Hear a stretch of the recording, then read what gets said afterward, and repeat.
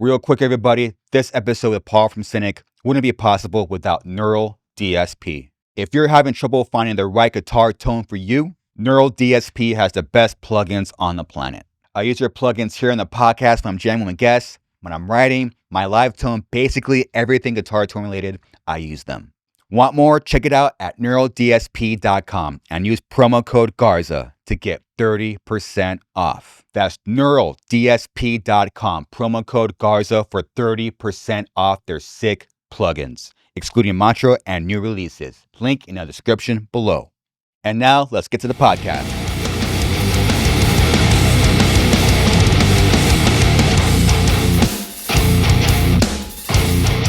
Every moment is a chance to start over. It is, right? Man. Yeah. Thank you for that.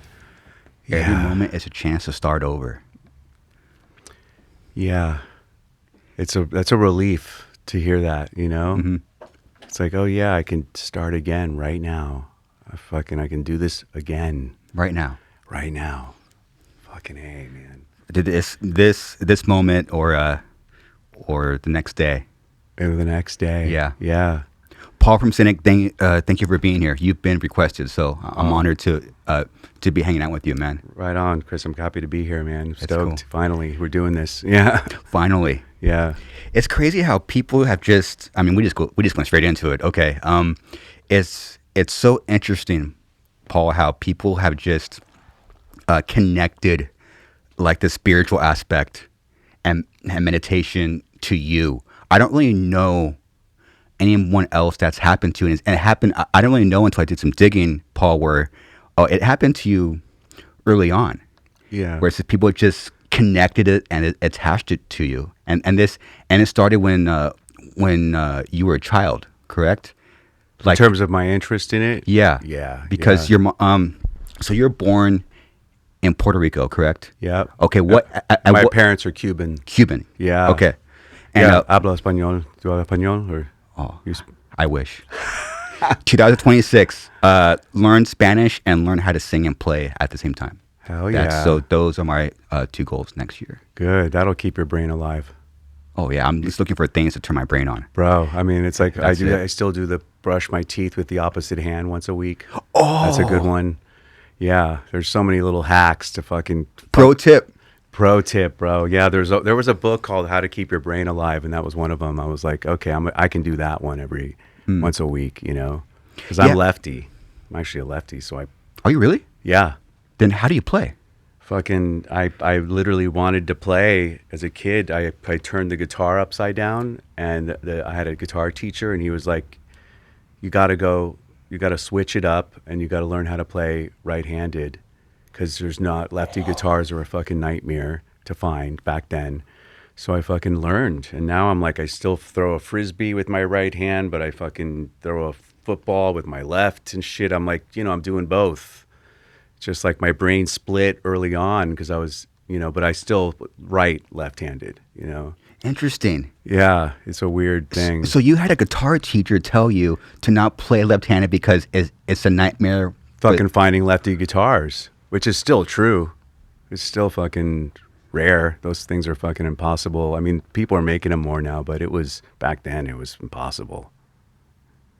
Wow, what did you think when it's like, well, I want to play left-handed, but were you just open-minded enough where, I'm just going to dive into it? I'm like fucking 10, I'm like, okay, fucking, you're just a kid, fucking adapt, right? But I'm like, fuck, I wish I was still lefty. It looks fucking cool and it's more original, you know what I mean? I'm like that boy, Hendrix. Yeah, dude. So I'm like, but is it still awkward for you? No, no. This is second nature. As a matter of fact, if I flip it, talk about a fucking, I'm messed up. I'm like a beginner. I cannot play left-handed, That shit's like, what the fuck is this thing, Yeah.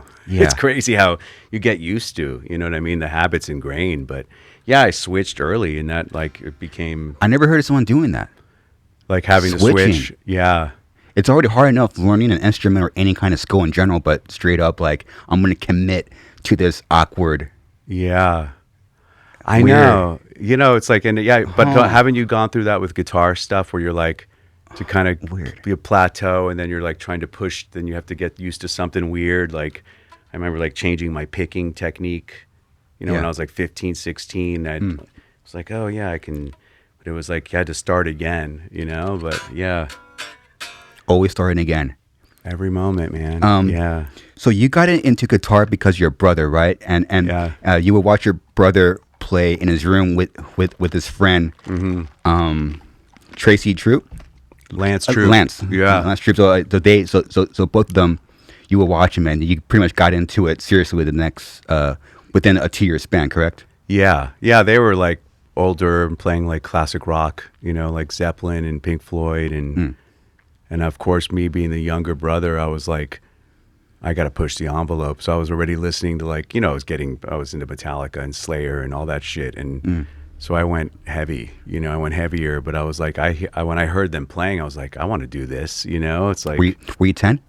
Yeah. Okay. I got a bass first, and then I switched to guitar, and that's when I was like, the bass, I was playing lefty, and then I got the guitar and I wanted to play it lefty, and I got a teacher. My mom, there was some dude in our neighborhood in Miami who was like, you know, you should learn from this guy. And that's when I switched, you know, yeah.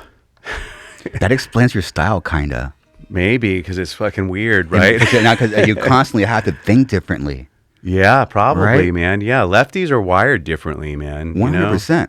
Yeah, like it's a right-handed world to this day. You know, like there's just things that are like I've seen pictures of me still where I'm like writing something. I'm like, I fucking hold the pen weird and shit. Like everything's a little off. You know? Yeah. It's like your brain. You know, back in the 1800s or something, they were considered. You know, it was like a witch. Fucking witch, devil child and shit. I was like, okay, that explains why I was wearing an inverted cross when I was 15, fucking just like totally, you know, spitting on churches and shit. You know what? I'm really curious about that, Paul, because again, like people attached just for some reason really early on in your journey of being a player, they just attached like the spiritual meditation aspect and music. And I was like, I wonder where he got that from. And it's funny that you bring up like the satanic stuff because, so again, like your mother's Cuban, she was already into like astrology, and very very hippie, right? Yeah. Okay. And then is this story true where she took you to a bookstore, and said, "Figure it out, buy whatever you want," and you got a satanic Bible. I got the fucking Anton LaVey Satanic Bible. Why did you get that first? Because it was fucking rad as fuck. I was like, this shit's sick. I was like fucking, how old you know. Fucking like 14 or some shit. You were drawn to the Satanic Bible first. Hell yeah. I mean, I wanted to fucking be, I was a punk, man. I was just like, whatever the fuck's going to disrupt. Because my mom was cool with everything. She was very chill, not a strict mom. So I was like, how can I fucking scare her, you know? But she wasn't scared. She was like, fucking, you want to buy that? Okay, you want that thing? Fucking this. I bought a book on magic, black and white magic. Anton LaVey, and then some like, I don't know, some other shit, but it was like whatever I could do to fucking Aleister Crowley or something. Yeah. Yeah, you know, Aleister Crowley. Yeah. Crowley, yeah. Yeah, he wrote some cool stuff. Yeah. Moon, what was that one called? Moon something, but just right out of the gates though. I know. You know, it was like, I don't know, you know, kids are wired. They say you come out fully programmed, right? Like kids, people notice when they have children. It's like, who is this fucking person? There's like a whole personality there that they didn't get from you yet because they're still little babies and shit. But it's like they have a vibe already. Yeah. And my mom was like, yeah, you were already a certain way out the, you know, right out of the hatch, fucking like just interested in certain things, you know? And I don't know. I think the esoteric stuff, because my brother's a yoga guy, you know, we were kind of this vibe since we were kids, but it like we went deeper, and I was just interested in esoteric stuff. I mean, I was like curious about the hidden, the unseen world, and I think it really opened up when I started to do psychedelics, you know, and I was selling acid in high school, and of course you were. I mean, you know, but I was like deep. Tripping a lot alone, fucking writing my dreams down, keeping journals. Like I was into astral projection. I mean, I went deep, dude. I was like hard. And you're still a teenager at this point. Do you still have those journals? I do. I have all my journals. I know. I was like, I don't know if I might burn them before I die or something, because I have literally bins full of my whole childhood, man. I was, I still keep journals, but You know yeah. what? Why is this? So I have journals too. Why is it in the back of my mind? I'm like, I want to burn these. Why? And you said it. I was like, Yeah. why? Why does your brain go there? I mean, for me, it's like, cause It's too it's personal. not for anybody. This was just for me to work through shit. I'm not trying to like, it's not for anyone to read. This is just my own bullshit, and like, I don't need I don't need to archive it. You know what I mean? So it's like, I have it. Yeah. I probably will get rid of them all but I went through phases of like cutting out collages and magazines. You know what I mean? Like doing fucking just really getting into it. Like, and then I could tell because I open them up once in a while. I've looked back and I can tell by my handwriting where my head was at. No. Oh yeah, because sometimes it's like super aggro and It's like frantic, frantic looking. and then like smooth. Sometimes it's very calm. Sometimes Oh, it's wow. all over the place. I'm like, my handwriting indicates my headspace. Yeah, and then I'm like, I see eras of like where I've read stuff and I'm like, holy shit, I'm still fucking doing that.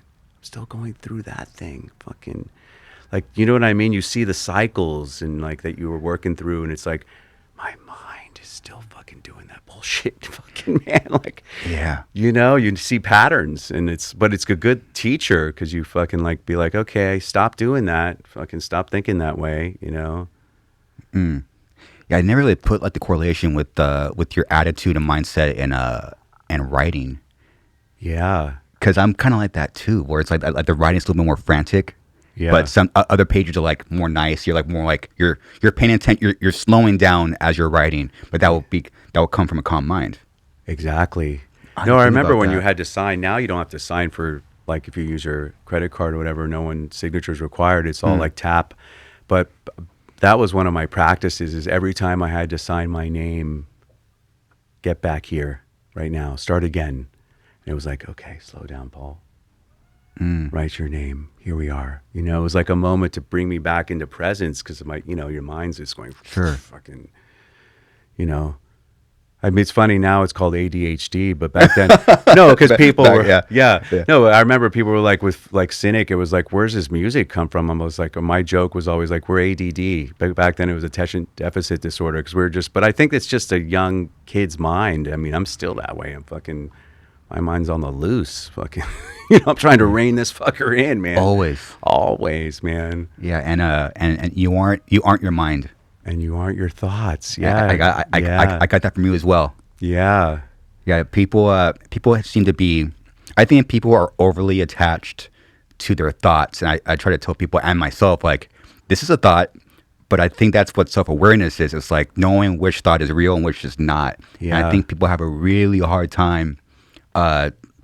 Okay, what is this thought? It could be just most of them are just, for me, at least in my brain, are just pointless thoughts. This is not my attitude. This is not who I am. It's just a thought, and you just learn. I mean, unfortunately for me, it was age. I just learned, okay, this isn't real, and then throw it away, and I move on. Yeah. I mean, that's like what meditation, that's the first thing you notice, is like when you're sitting there, you just see how crazy your mind is. And you're like, yeah. holy shit, I'm making up all kinds of shit all the time. Fucking Yeah. how I remembered things, future planning. It's just like, so you kind of nip it in the butt. You start catching it and you're like, oh, fuck, stop doing that. Fucking, it's like, because it's just all stories. We're just making things up, constantly trying to get a hold of this situation we're in. But I think that's where psychedelics were helpful, beyond obviously meditation eventually. But like, because you're tripping balls and you fucking realize you're not your thoughts, and you're like, who the fuck am I? What the fuck is this situation I'm in? Yeah. Like, where am I? Yeah, it's What's good. my name? I totally, dude. What's a Paul? Oh, dude, I had a trip once where it was actually the band. We were all tripping balls in my mom's house. She was out of town, and fucking and I did a really high dose, and I remember I like became an insect. I fucking like hid in the corner and just was like fucking bugging on everybody and looking around, and I was like, holy shit, fucking, I went totally into like this little mosquito in the fucking corner. And it was like a good few hours of that. I was so hot, I couldn't talk. I couldn't say anything. And then, but later, a few hours in, I'm having telepathic exchange with one of my bandmates, like fucking full on, like, did you hear that? And they're like, yeah, and we were just bam shooting thoughts to each other, and I was like, holy shit, fucking this shit's fucking thoughts are just energy moving. You can you know, it's like trippy, man. I was okay. So I'm getting a little bit more clearer with this. So was this similar to the buying of books, where like was this like a rebellious kind of thing? Hey, I want to do acid because I'm just I mean, just I was listening to metal. It's funny. We were just mostly Just punk kids. pot smoking, punk kids, and then I was curious about psychedelics always, right? And I can't remember what happened. Actually, we were taking our demos to the New Music Seminar in New York City. Do you remember that place? It was like the first South by Southwest, basically, but it was in New York. It was called the New Music Seminar, yeah. And when we were a demo band, we went up to New York and fucking were giving our demos out and just like hustling, fucking trying to get the band out there. And I remember being on a street corner, and we had, hair to our ass. We were and we were just standing on some corner, and some dude behind us says, "You want to smoke a joint?" And we're like, "There it is." Sure, man. No, but we already were smoking weed, obviously. But this dude turned out to be this guy who was like running Central Park at the time. He was one of the biggest dealers, and he ended up. That was my source. How I ended up becoming this like middleman for selling sheets of acid in Miami. Oh wow. It was like a whole world, but that's when I started to do a lot of it, because I always had it around. I kept it in the, it was like in my fridge of my house, like in my mom's. My mom didn't know it was stashed, you know what I mean, in there, but it was like. Did she know? Hell no. I mean, I told her later. And I had a beautiful moment with my mom on acid, actually, where because I had, traumatic childhood, a lot of chaos, both parents remarried 3 times each. By the time I was 10, it was just a lot of upheaval. Are you serious? The house was just moving. You know what I mean? There was just stuff. Yeah, and it was like I always say, it's like music was my fucking.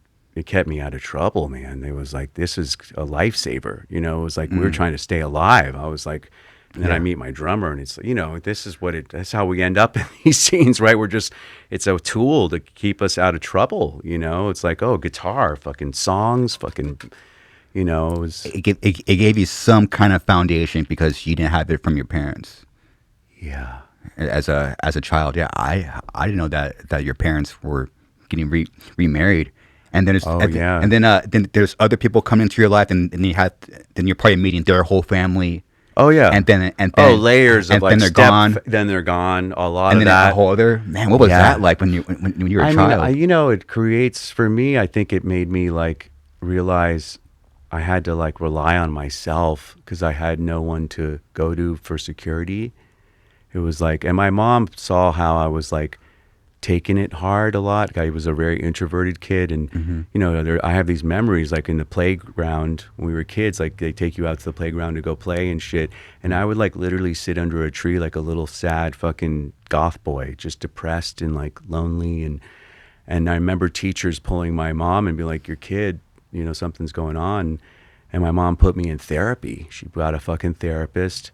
And I always joke, I say I was raised by therapists because it saved my life. I mean, I had these people that were reliable, that I could talk to and just process all my bullshit with. And so I did that for a long time. But yeah, I mean, they're both parents cool as fuck, but just working through their own bullshit. And, there's no manual. Just not together. And not together ever. So they were both cool, but they just couldn't. Yeah, they divorced when I was like 3 or 4 or something. But wow. But I remember like my mom, because I was so internally processing so much at such a young age, I remember doing an acid trip in my bedroom, just taking a dose. And I went into the kitchen. My mom was like making some food, and she didn't cook a lot. We usually had takeout or whatever, ordered stuff, but she was making something. And I sat there, and I, for the first time, saw my mom as like a child who was in pain. Oh, wow.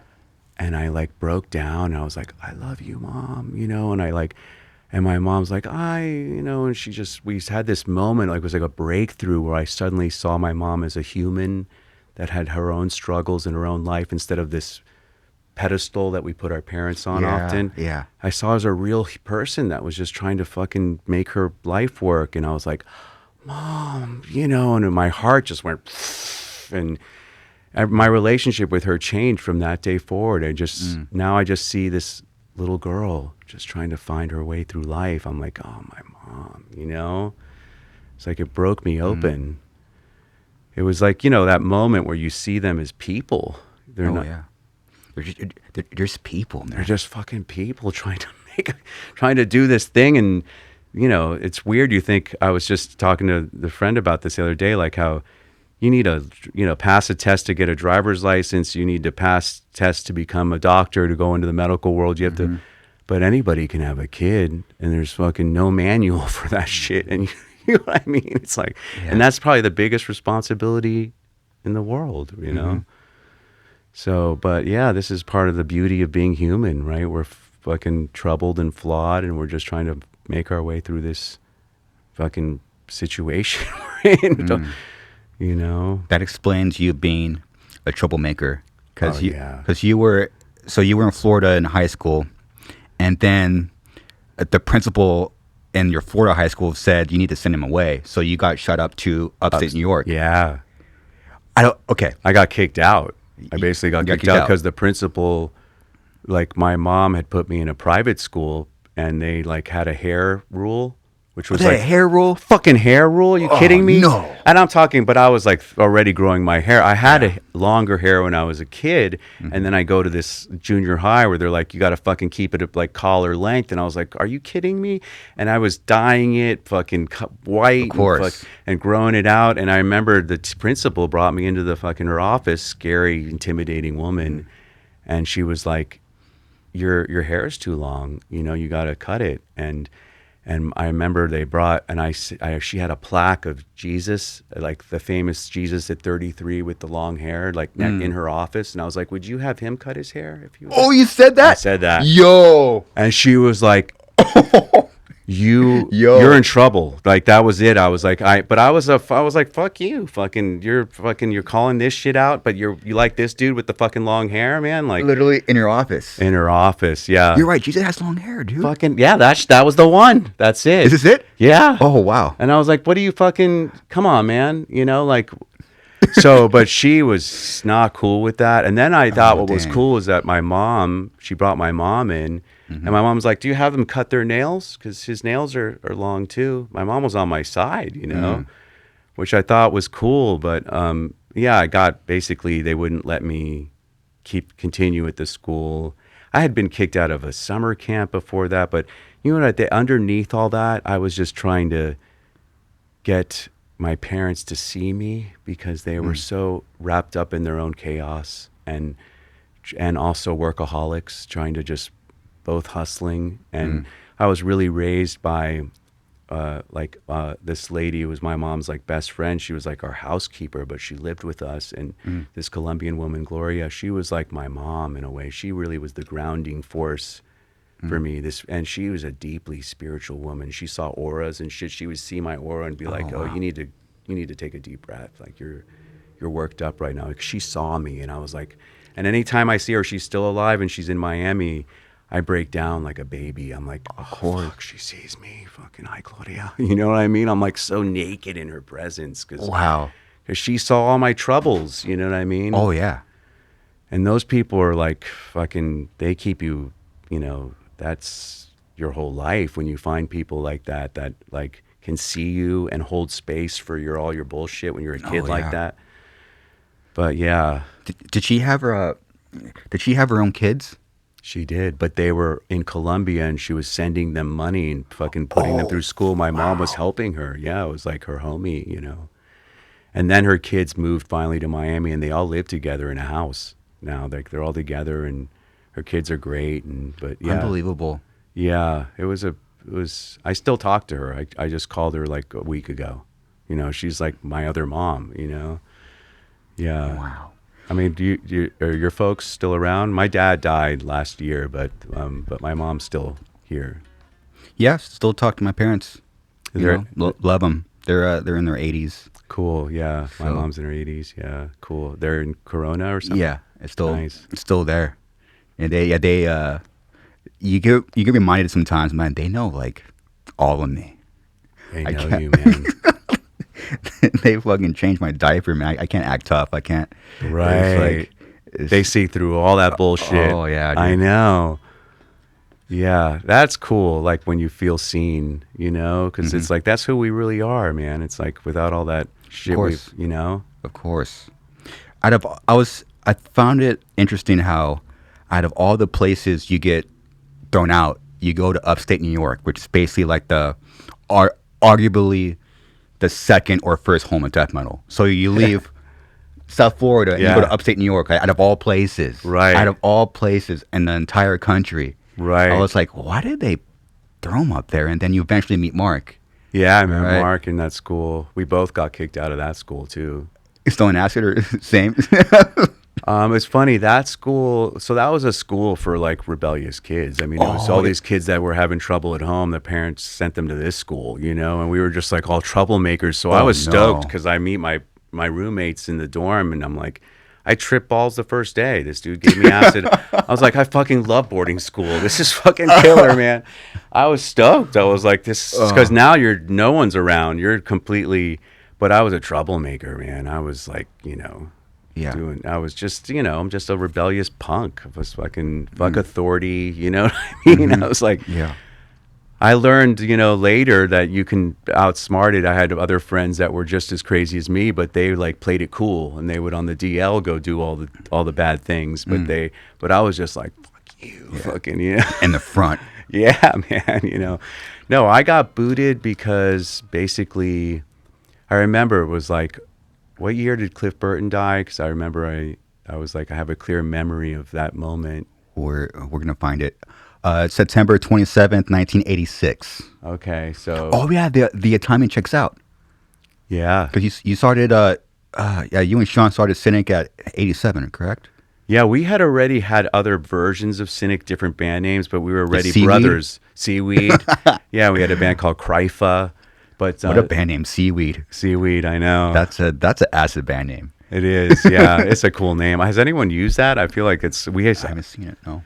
I mean, it was, yeah, we were like obsessed with Voivod and fucking just trying to be super original. You know, we were just like, we don't want to be like anybody because everyone sounded like a Slayer, Metallica ripoff. And we're like, we're going to be fucking different, you know? So all the themes were about like the sea and underwater and fucking. Oh, yeah, that explains it. Yeah, because you saw the post heavy metal, you know? Yeah. And you met Sean when you were 12? Yeah, I think we were around 12. And you were basically jamming within 48 hours. Oh my God, yeah, like first day we met. Yeah, literally. Jamming. I know. No, it was one of those relationships that like you cannot plan something like that. Like he was instantly my brother, you know, on a musical level. It was like, this is what we do, you know? It was like an immediate chemistry. We get in a room, we start playing together, and it was like, I mean, I wonder what those rehearsals sounded like because we were children, but there was something there that you can't put your finger on. It's like, wow, like I know you, you know, we knew each other, but we knew each other as musicians, not as people. It was more just like, we just make music together, you know? And over the years, we got to know each other as people, obviously, because we were inseparable. We lived together for, you know, on and off for decades, shared places. I mean, he moved to LA years after me. I was already out here 94, 95, right after we broke up, you know, Cynic broke up, but like I kind of officially was living full time here, like 95, 96, and Sean came out like 98, maybe, you know. But do you remember any riffs you guys first jammed? I mean, shit. I remember the first day I jammed with the Suicide guys. I remember being picked up. I remember the whole very, very clear. I was just curious if you remember any like. I'm trying to remember the Seaweed Creature riff right now. Oh yeah, fucking jamming too.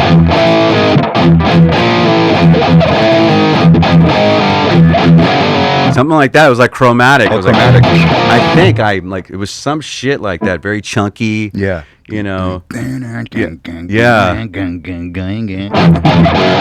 There's the swamps. Kills his power. Something like that. Yeah. It was called the Seaweed Creature. My friend Reed was doing vocals, but it was just like kind of thrashy, doomy, you know. But yeah, I mean, we were like fucking 13, you know. Yeah. When did you start the band? Like Around there, yeah, 13, 14. yeah. Yeah, music ever since. Yeah, now I just turned 40.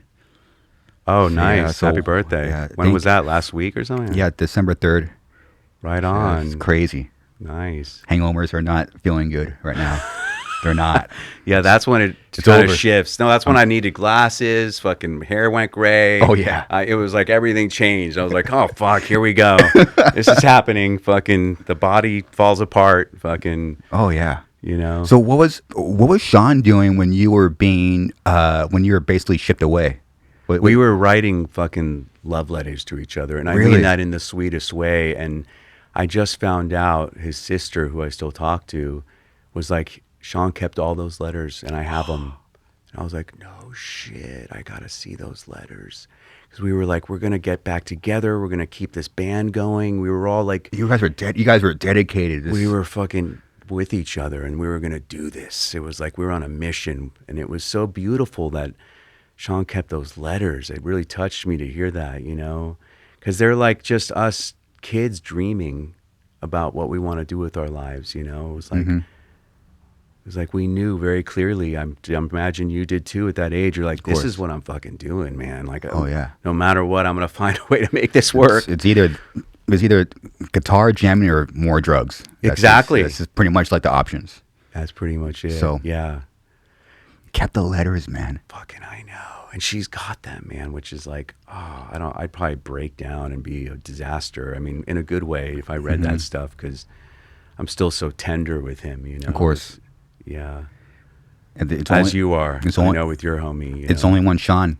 You only have one person like that, and especially throughout your formative high school years. Oh, that was that person that I fucking jammed with. That was that person we were Yeah.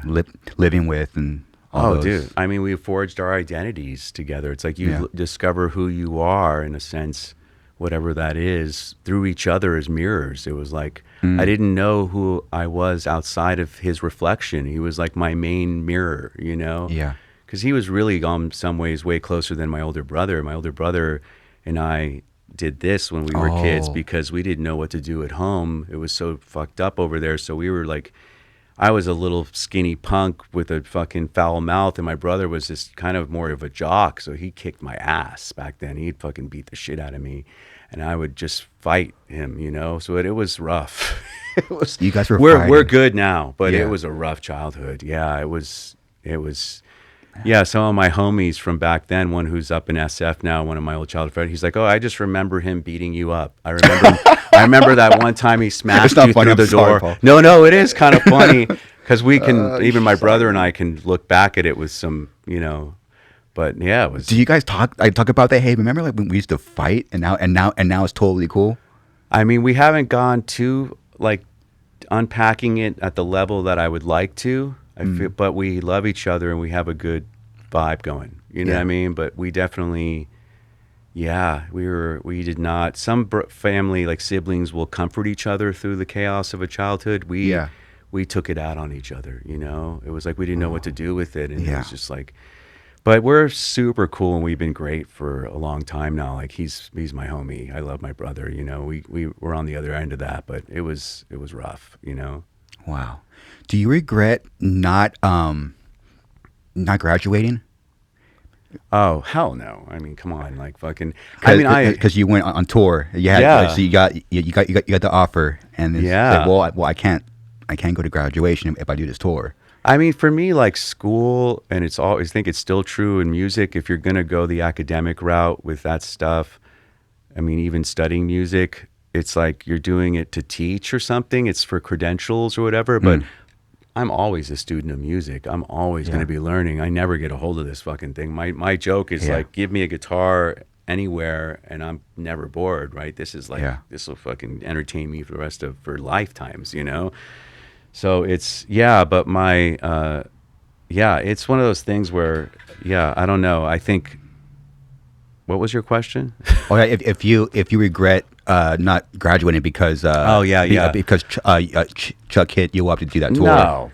Not at all. Okay. And I think I ended up getting like the diploma, but it was like a later thing. I just missed like the end of the semester or some shit. Like it was like the last 2 weeks or something, but somehow it all worked out. And but you know, again, it was like, it was so irrelevant. Even that last year of high school in Miami, they had that work program where you can get credits to work, you know, like instead of doing like taking extracurricular classes that you don't need or whatever, just to get your credits.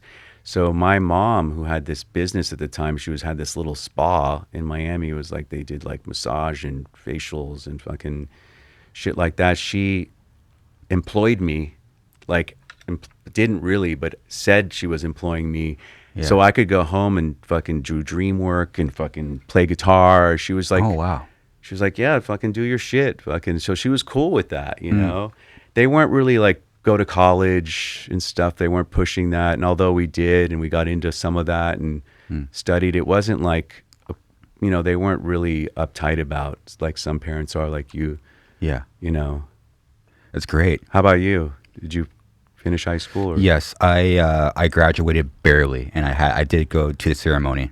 Oh, you did? Okay. Yeah, just based out of just completion. I was like, oh, I just want to finish this. Yeah. And I was also buying time because my parents wanted me to graduate. If I graduate, they'll buy me more time to pursue our music. Yeah. Because I don't want to be a dropout and then I'm pursuing the band. Right. Because then they probably would have stopped me at some point. Yeah. But since I graduated, and it kind of bought me some time That's cool. that I needed. Yeah. So. They're like, he's good for now, at least. Oh yeah. So he's fine. And I didn't smoke or drink until I was 21. Oh wow! So look at you. Yeah, so I wasn't that much of a late bloomer. Yeah, I was very late bloomer. But then when that happens, which is some of those people that start later, they go so hard to make up. 100%, dude. I didn't drink or smoke till 21. I lost my virginity at 18, late bloomer. But then my brother. Yeah, I swear I was like, do we have different moms or something or dads? Because like he looks like Gandhi now, and like he used to have long hair and shit, but I'm like, he's like an Indian, you know what I mean? And he's like he's a scholar of Indian stuff. He's writes books and shit on, really, an Ayurvedic doctor, and he's just he's deep. He goes and lectures on this stuff. He's deep in that stuff. He's in it.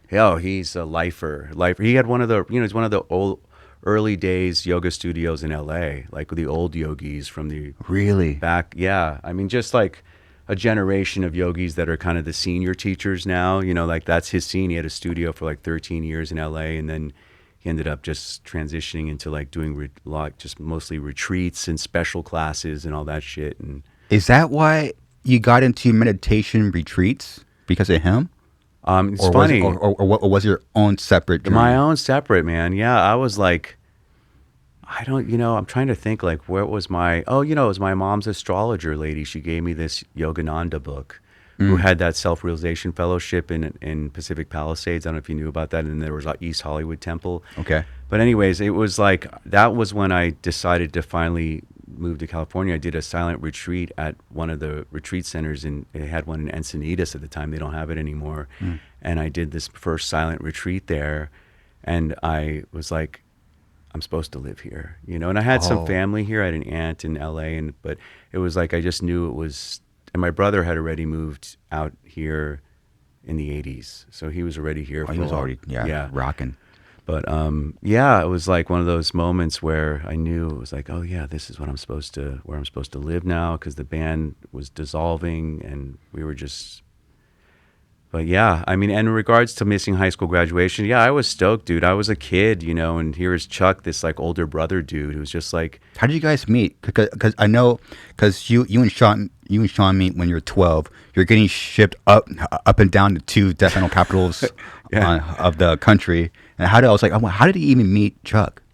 I was trying to find, because I was in the tape trading scene back then. Everyone was like doing snail mail. Oh yeah, snail and we mail. would all like send each other tapes of bands that we were hip to, and Chuck and I were sharing tapes, and I was like, he was sending me some sick shit, and I sent him some sick shit, and I was like, you got fucking, and then he sent me one of the demos, or actually somebody I knew about him, and then one of my homies, because we used to get people's phone numbers back then, right? I remember I got everyone in Slayer's phone number, and I called fucking all of them, I think, except, or I called Tom, Carey, and Lombardo.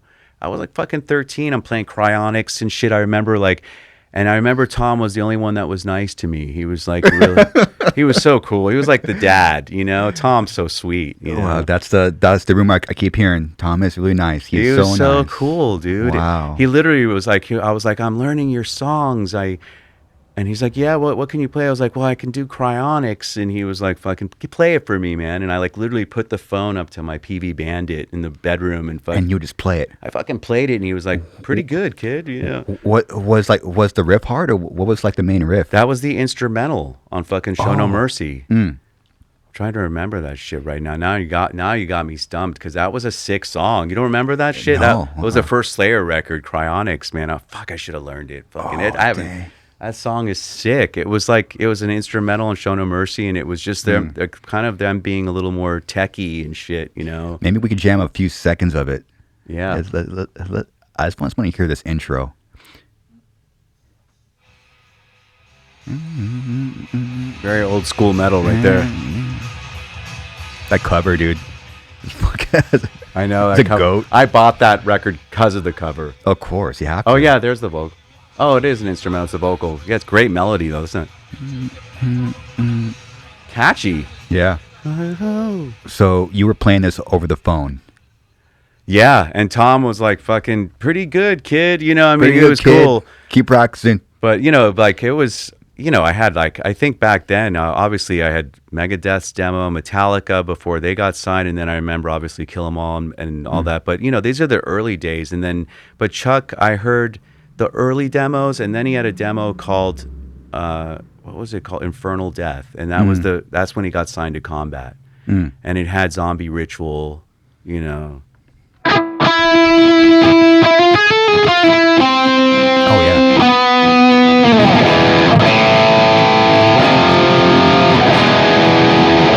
You're hearing that like scale. I was like, ooh, this is fucking, but. Oh, yeah. And Chuck, you know, I was like, just his voice, he had like that Becerra vibe. It was just like the next level fucking insane growl. And it was just like that mid-range. I love that sound, you know? And I think my buddy, it was a buddy, Steve, he's now in Portland, but back then he was like, I got Chuck's number. And I was like, oh, killer, give me his fucking number or whatever. Give me his number. But I called bug him. him. Yeah, and he was like 3-4 hours north in Orlando. You know, we were like down in Miami in the south. Like all the scene was more concentrated in the middle of the state, which is. I keep forgetting how farther away Orlando is from Miami. Oh, yeah. I'm sorry. I'm like, I don't know why I keep assuming it's like. It's far. Okay. Yeah, I mean, it's like halfway up the state, and it's a peninsula state. It's really long, almost like California long, you know. Yeah, it's true. But yeah, so I ended up like getting his number, and we just became friends. It was like instantly like, oh yeah, you're like, he was a homie. He just wanted to smoke weed and play guitar, you know, and next thing you know, we're like jamming. I would like take a road trip and go jam with them, and he'd come down to Miami, and then it was like, and he knew I could play a little bit. I always had my thing with Sean, but at some point, you know, every time he lost a guitar player, which happened 2 times before we made a record together, he was like, I need a hand. Can you? I was like, yeah, man, fucking, I'm here, you know. And I think that before that Mexico shows, I had to learn fucking like, you know, 15 songs in like 2 weeks or some shit. But I was like, I was already playing a little tech crazy Cynic shit. So I was like, this shit's easy. You know? Oh, yeah, of course. You're already in. I was already in, You and Sean are already practicing in your boiler room in Homestead. Fucking A, dude. Just going, huh? Oh, yeah. Going hard, man.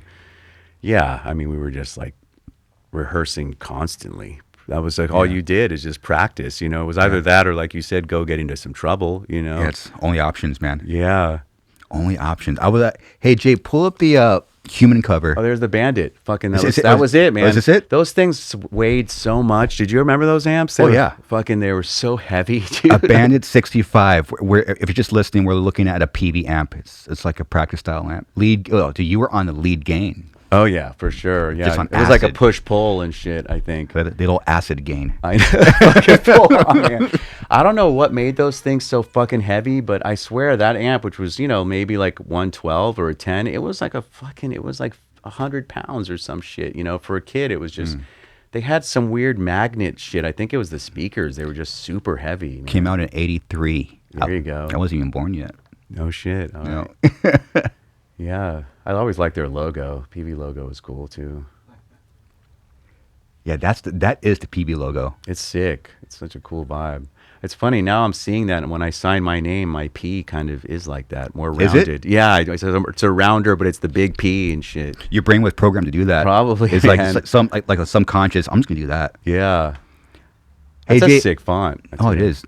Jay, pull up the cover of a death. What I was curious. What memories what memories pop up in your brain first when you first see this cover?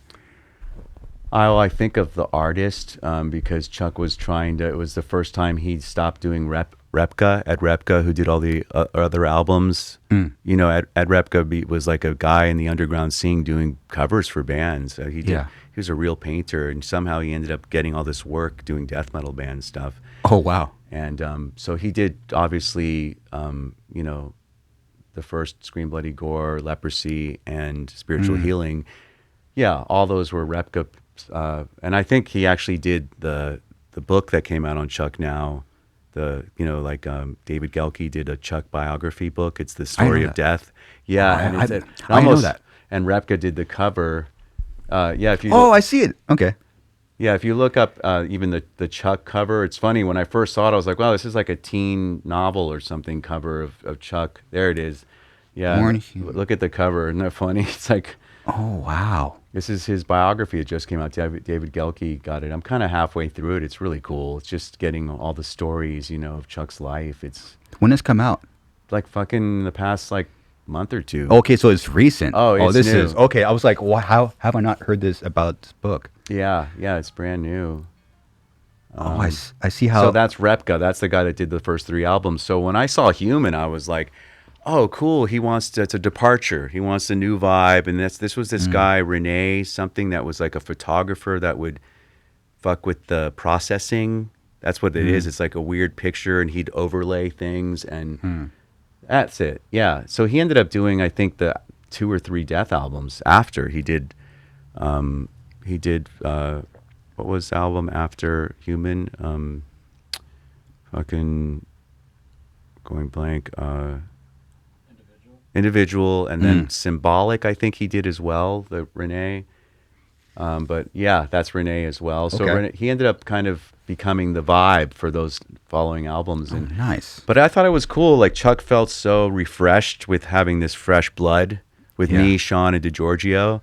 He was like, you know, we were like the new kids, you know, fucking freshening that shit up. And he was just like, I want to do some new vibes. So I fucking went with the new art and then he cleaned up the logo a little, which people were pissed about. Oh, yeah. He took out the Grim Reaper and all that shit. And it was like everything was a little more refined, but yeah.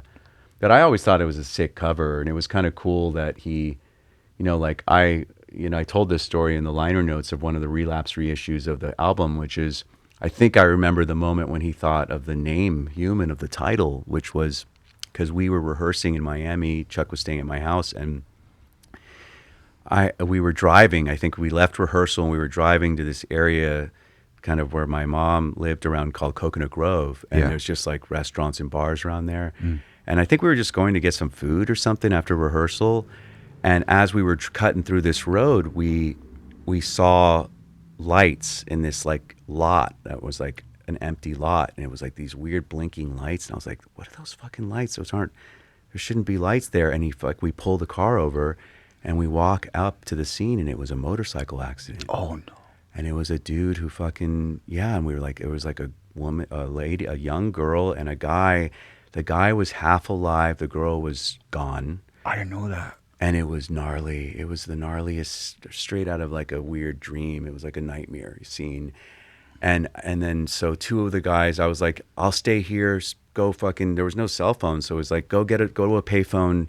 So they drove into the actual little hood, the Grove. We were like a mile out from that main area, and went and called the cops. And I stayed and just hung out with these bodies with Chuck. And I remember, I think it was that moment when Chuck had this whole like, now he knows what the album's about. It was like this kind of human, it was just rooted in this clarity about the concept of the album. It was a really kind of a raw moment, because it was just a very pivotal, I think, symbolic moment to have right when we're rehearsing the album. Mm-hmm. I feel like all the lyrics kind of in his mind, you know, it was like, this is going to be very human. He was already going that way with those other albums, but I think he got that clarity because it was a very intense moment, you know, for the band. There was the four of us. It was me, Steve, Sean, and Chuck. We walked into this scene, you know. As a band? As a band. Well, that's so bizarre. I know. It was That is fucking crazy. Just to to see. And it I was start like, puking. I mean, you know, I'll tell you, it was like, not to get into the gory details, but it was a road it was curvy, and he didn't see that the road split like this, and there was this lot. He went straight into the lot, and I guess hit a tree, and or something, and like the girl in the back bounced off or whatever. She was gone, and I don't think he made it, but I remember actually riding my bike there the morning after just to kind of see what was going on, because obviously the police came, ambulance. And I remember finding like a bracelet and like a watch and like shit that was on them. And I brought it to the police station. And that they were there, he said, oh, yeah, they didn't make it. You know, neither of them made it. And I was like, wow, okay. It was the first for me encounter other than like an open casket funeral, which I'd been to as a kid, where I saw like, you know, it shocks you, you know, to witness something like that right when it's happened. There's an energy, you know, it's visceral. Yeah, after that, you're a different person. Yeah, those are those moments that change your course of your life a little bit. It's like I'm different now. I'm different now, man. What is that? I'm not sure yet. I mean, did you feel that when you lost your singer, your homie? Like, did you feel like somehow everything? Oh, of course. Yeah. Everything's still different. I'm still trying to process it. I keep telling people it's like 12, 13 years still processing it. Yeah. It changes. It changes with the age, and as you mature and can process your thoughts and emotions better, I guess you could say. Yeah. So it's still evolving. I know. I don't think you ever get over it, man. Like I don't think so. You just kind of integrate it, right? Totally. It becomes a part of you, and yeah. The grief is like it becomes your friend, and you just like learn how to work with it and shit, because it just doesn't go away, you know? No, or you run away from it. Or you push it away. I've done that too. Yeah, it's not. Yeah, me too, man. It's not the way to go about it. It gets worse. I know. Yeah, I had a moment actually. I was telling a buddy at this, my friend Eitan, about how I felt like once, because they both died in 2020. You know, Sean was January and the second Sean was December. Those were my bookends to 2020. Oh my gosh! It's as if that year wasn't fucking weird enough for everybody. You know, it was such a weird year. But then my two homies in the same year, like at the top and bottom, gone. And I remember like telling my friend of this, I was like, by 21 hit, and I'm like, oh, now I can really be a mess. Now I can be a fucking disaster and do every drug I was like, I had permission to just let go completely because I was so devastated and internally. Do you know what I mean? Where you just felt like so fucking wrecked. So I was like, now, you know, and I even thought that I had these horrible, weird thoughts about talk about your mind going places. Sure. My mind was like, is it my turn to die? Maybe it's my turn to die now. I literally like entertained shit. I was like, what the fuck, Paul? What are you thinking? Fucking, yeah. You're going to, what? But I didn't know. It was like my mind was just so disoriented by the loss and the totally.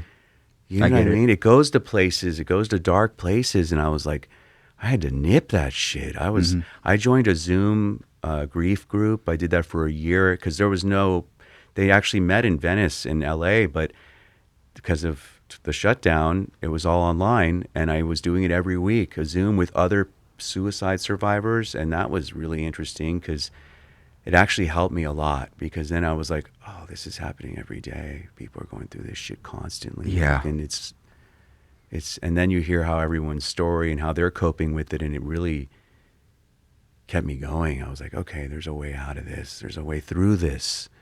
And I don't know that you ever get out of it, but you move through it. You just keep going, right? Just keep going. You just keep going, man. You know, what are you going to do? Yeah. Hopefully for the better. Yeah, I think so, man. You stick it out and somehow it gets better. Mm-hmm. I'm sorry about Sean, man. Thank you, man. Yeah, I looked what year he passed. Oh, it was 2020. Yeah. It doesn't feel that long ago at all. I know. Yeah, it's already almost now. January will be 6 years since Reinert, and Malone, will be next December 6 years. I can't believe it. Yeah, the time, it's so weird. Because it's so like you fall out of time, calendar, you know what I mean? Especially when that shit first happens, it's like everything's like a weird void of emptiness, and it just feels like a weird dream or a movie, or it's like, what the fuck is this? This is what's happening. But then I stopped taking it personally. I was like, this isn't, because I had that survivor's guilt I was working through for a while, where I was like, Sure. I'm not supposed to keep going. Like, this is not, I don't have the right to keep going. Like, we're all supposed to go now, Yeah, I was thinking about that. Why? Like, why am I here? Yeah. How is it like things that worked out to where they're dead and I'm alive? Yeah. I was like, how is that? Like, luck? What? I don't even know. I don't even know what that is. I know. I've done a lot of, we've all done a lot of dumb shit, especially the way we lived our lives, and like, how am I still here? Yeah. And I was like, how? I don't know. Luck? I know. Well, you Some just, kind of- unless you take your own life, like, you really die when you're supposed to die. And it sounds horrible to say that, like weirdly insensitive, but it's like, how do you argue with that? It's the way that sometimes it's a swift exit, sometimes like an accident, sometimes it's drawn out with illness, sometimes you know what I mean? Everyone's journey out is unique unless they take their own life. That's the only way you're going to control that, right? It's like, yeah, it's wild. I mean, just thinking those thoughts, it's enough to keep you like, realize how delicate this situation is we're all in. I'm like, okay, fucking, Oh yeah. Man, It's fragile. It could change in a second, dude. Instant. In a second. Literally, like the past 24 hours, I was like, I thought it was in like a kind of a sick way. Paul was like, my life is so crazy because I'm about to hang out with Paul from Cynic. I get to have this sick conversation with a legend.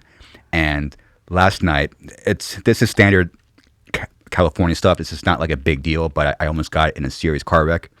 And Last night? yeah, almost took somebody out, or they almost took me out. And I do kind of pinpoint meditation. I did meditate that day, and I think I made a split-second decision that prevented. I just made the right moves, and when someone is driving either side of you, and you could feel when they're going to move over. Yeah. I'm not sure what that is, but you vibed it. Like, I felt the car is moving and they don't see me fucking at all. I don't know what I don't know how I moved the way I. That's your sixth sense shit. I don't know how I moved that the way I Yeah. did, but everything I did was perfect. Everything I did was, and the funny part is, when like you almost get in car wreck or like road rage, you want to like look at them. Yeah.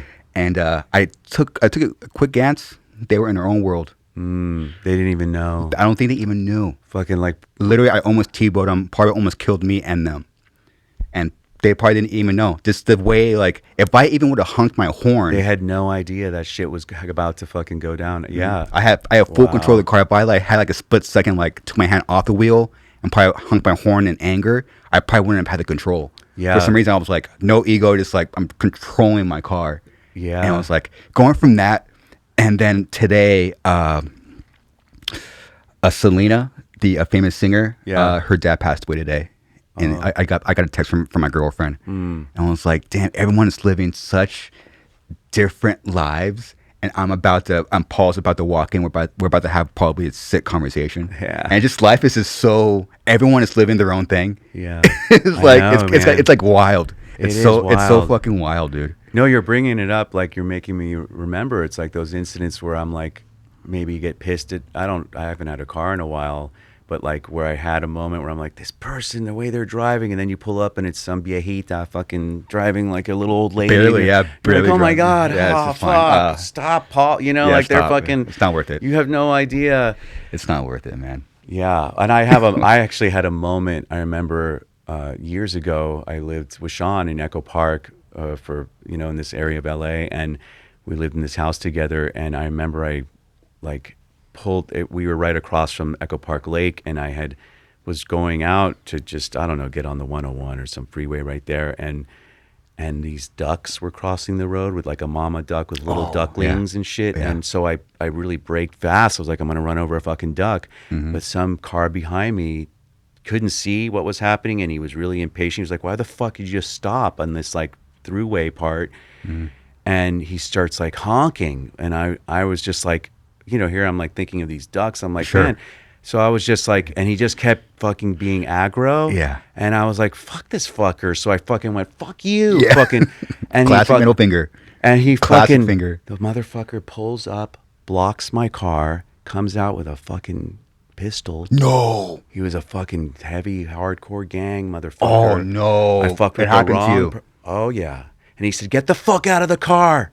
And I was like shaking at that point. I knew he wanted to fucking kill me. And I was like, I'm not getting out of the car, brother. And he's like, get the fuck out of the car. And I was like, dude, there was fucking ducks.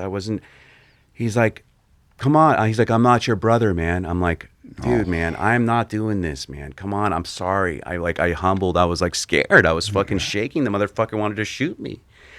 I never fucking fuck with anybody on the road after that. I was like, you don't know what you're dealing with. No. You don't know what people are going through, No. Let them cut you off. Let them fucking... Let them. I'm always like, just let them. Do not fuck with that shit, You have no idea who the hell is in the car, dude. You don't know, man. And some people are carrying and shit like that. It was like, fuck that shit, man. It's scary. I remember I was shaking. I was like, after that incident, because he eventually backed off. Mm-hmm. But I talked him down. It was like I had to like find my way to navigate, because he wanted to throw down. He was ready to fucking just barely hanging on to his own life, and you were, and now you were. I was the you were object. in front of him. Yeah, exactly. That was it. I was the perfect person to project all his rage onto. Yeah. All that childhood trauma was about to come out. I know, man. I mean, that's why, thankfully, we have these things. Oh yeah. Oh, I just fucking take everything out into this fucking piece of wood with strings on it. Yeah. I know. Paul, when did you just switching quickly? When did you know? When did you and Sean know that you were gonna track Focus? Were you on tour with Death at that point, like in like Europe? Yeah, we were actually. You know? Well, we were touring Human, and we had already signed with Roadrunner. So we signed with Roadrunner years before Focus happened. It was like kind of right around the Death stuff was happening, and so it was just like we were. Cynic was like the biggest underground band at that time. Like we had a buzzing demo, and we were. Some of the guys. The hot demo. Hot demo. It was just hot. It was the 91, and yes, hot heat, dude. Yeah, yeah. But there was just like we were in the scene, man. We had been around the scene. We were trading tapes. We had friends everywhere, and suddenly, like we all did, which no one did back then. Is Sean and I went. I had already been playing with Death, but like now we're making a record with Chuck. Our bass players with Pestilence and Atheist. Our other guitarist was with Monstrosity, who was also crazy, dude. So we were all like these guys loaning our services for other bands. Yeah. And it's like, what band are they in? And that's how people found out about us, really. It was like because of all the other bands that had shit going on.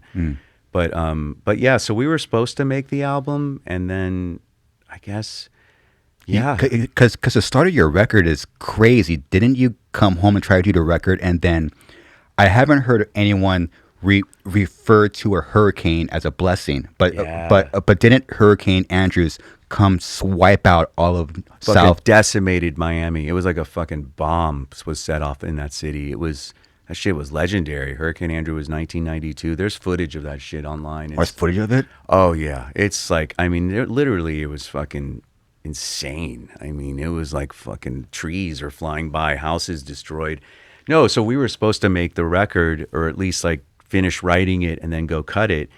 And we get back from the Human tour, and this hurricane hits, and fucking the city was destroyed. Our rehearsal room was destroyed. Our other guitar player, Jason, his whole house was destroyed. The ceiling got ripped off his house. He lost everything, all his gear. I mean, I heard he was trying to hold the ceiling with they're with literally bare hands. holding it in the bathroom, like the family's huddled in, holding the fucking ceiling up. Yeah, he had a straight out of fucking movie experience. We were okay where we were because it didn't hit, as hard. That shit, yeah. That's what the city looked like right there, man. It was Wow.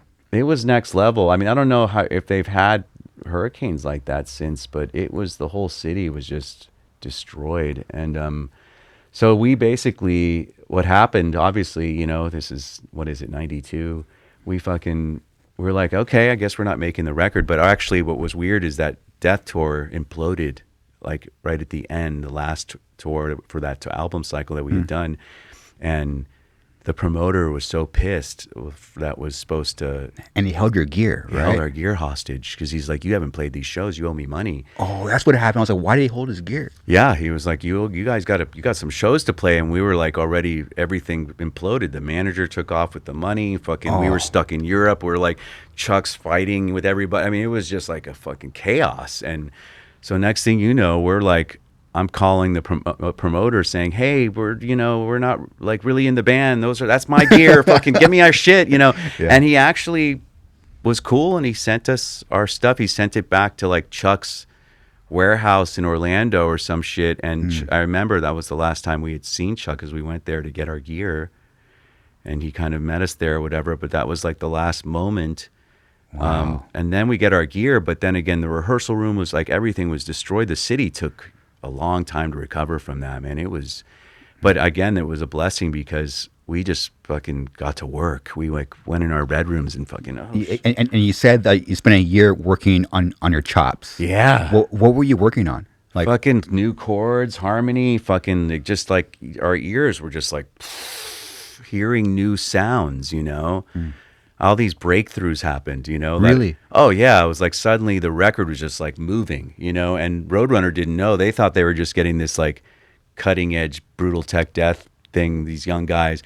But meanwhile, I'm like getting hip to vocoders and fucking we're doing all these trippy jazzy clean parts, and like, everything was turning in the band, because we were like listening to like shoegaze and everything but death metal at that point. On that Human tour, I was just like deep into other shit, It was like, I think that was why we had such a unique perspective playing extreme metal, is because we were listening to other kinds of music, Our ears were referencing other styles, so we brought that into metal, But no, so all that time, you just flush out things, and I think we matured.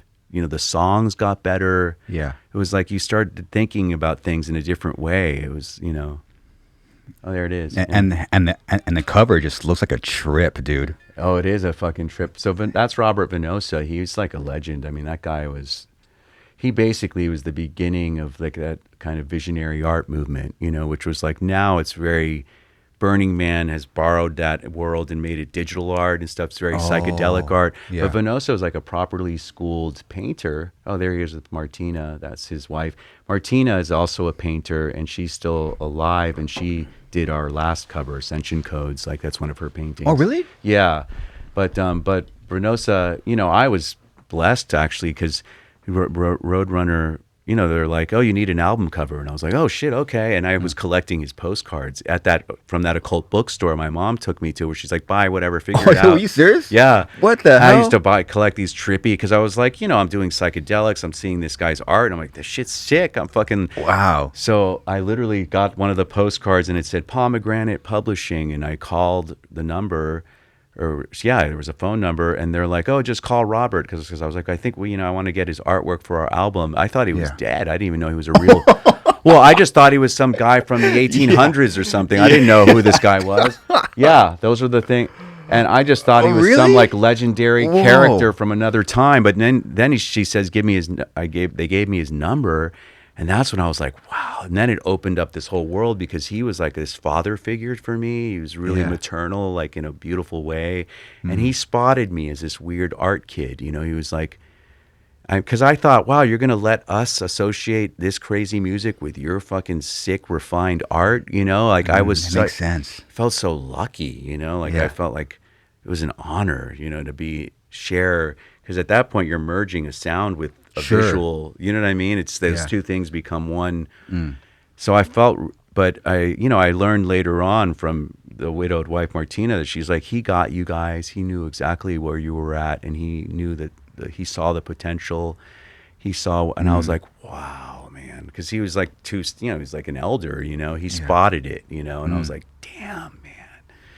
So we did all his covers till he died. He actually chose like the last, it was around when we made Carbon-Based Anatomy, which was 2014.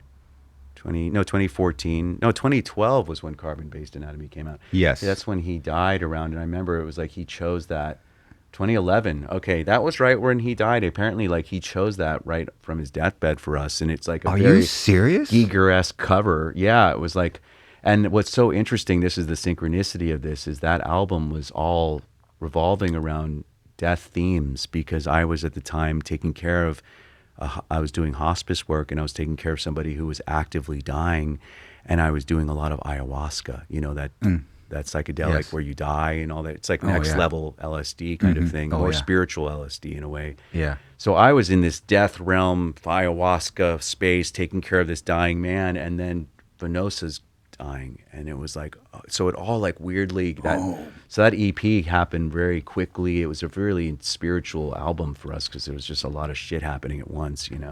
Sean and I were really just trying to stay alive. We were dealing with this legal bullshit with an ex-manager, and in this house trying to just supporting each other through a rough time. My goodness. In Echo Park, that house. But well, what an honor, man. He gave you his last cover, dude. Yeah.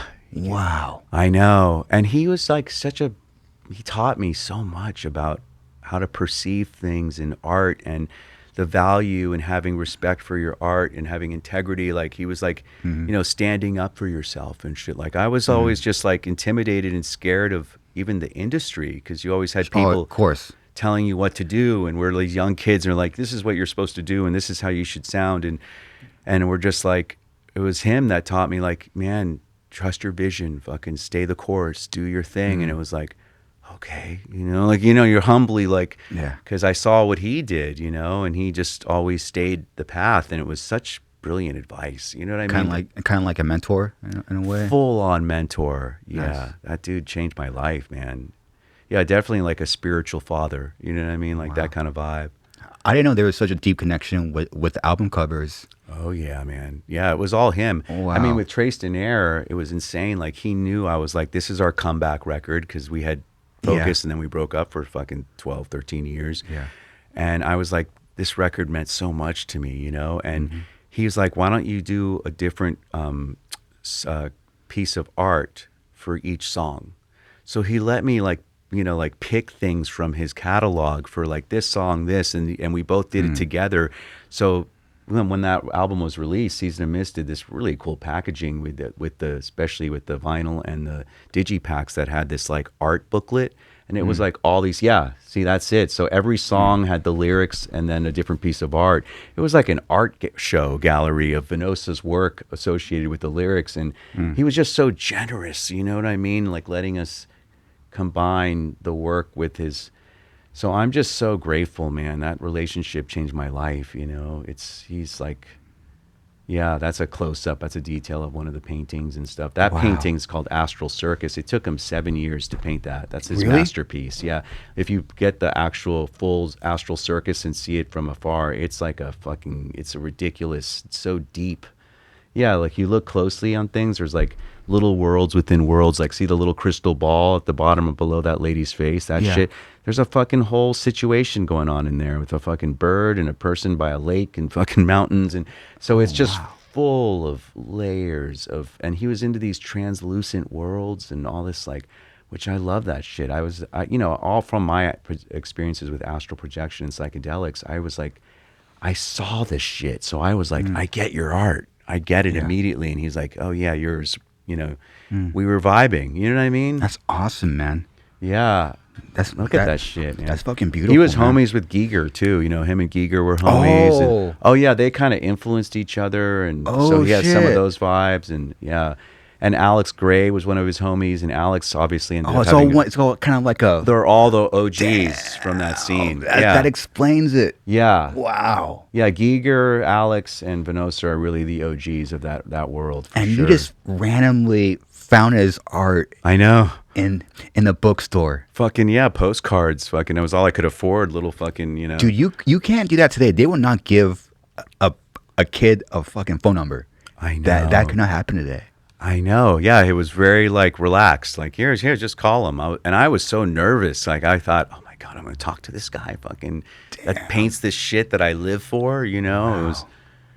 Yeah. Oh, that Giger one is sick. Yeah. You know, Giger ended up having a massive name because of the alien stuff. You know. Oh yeah, of course, man. And he did what's that Celtic Frost album? Celtic Frost, Into the Pandemonium. I know that. And he did, I think, maybe 2 Celtic Frost albums, but. Yeah, because they're like Switzerland people. Oh yeah, to Megatherion. Look at that shit. Fucking Jesus on a slingshot and shit.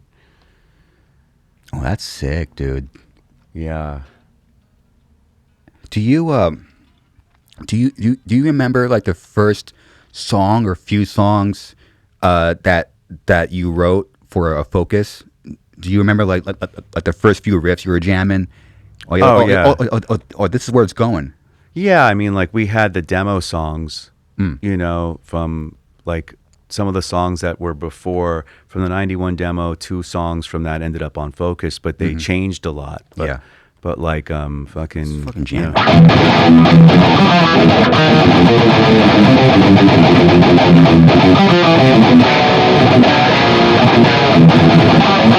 And if you hear like the demo version, it's all like growls. It's me growling and it's brutal as fuck. Yeah. Eagle nature. But then it ended up changing it to half vocoder.